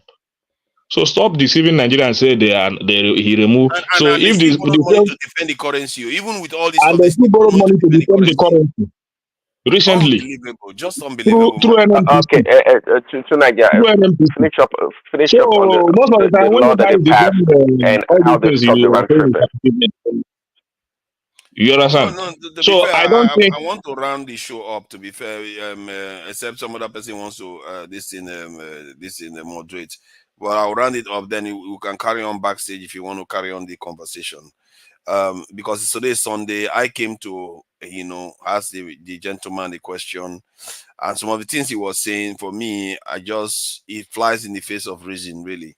So yeah, except you have something to say, anybody that is here, Erickson. Well, I didn't finish the show with the guy, but my point, the guy didn't really answer the question directly. He was only trying to tell Nigerians to be supportive of the government, no matter what is happening and all that. And when you brought up critical questions, you tried to use some sort of manner to corner it. So, but I don't blame him. Maybe he's supporting Tinubu. Yeah, he's a spokesperson, like a man person. So does he know their motive? Does he truly know their true motive for doing what they do? Niger, let other people talk. If you're done, you leave. There's no moderation here. Everybody's coming to tell us. You mute yourself or you leave and let the conversation continue. Okay, we can carry on backstage then. Let's carry on. No, not backstage. You have 81 people here. Backstage because if I'm not here, you can't shut the show down. Yeah, one man who knows how to do that. It's not there. Thomas is around. Just let the people express themselves. Mute yourself. Go to sleep like you normally do. Right?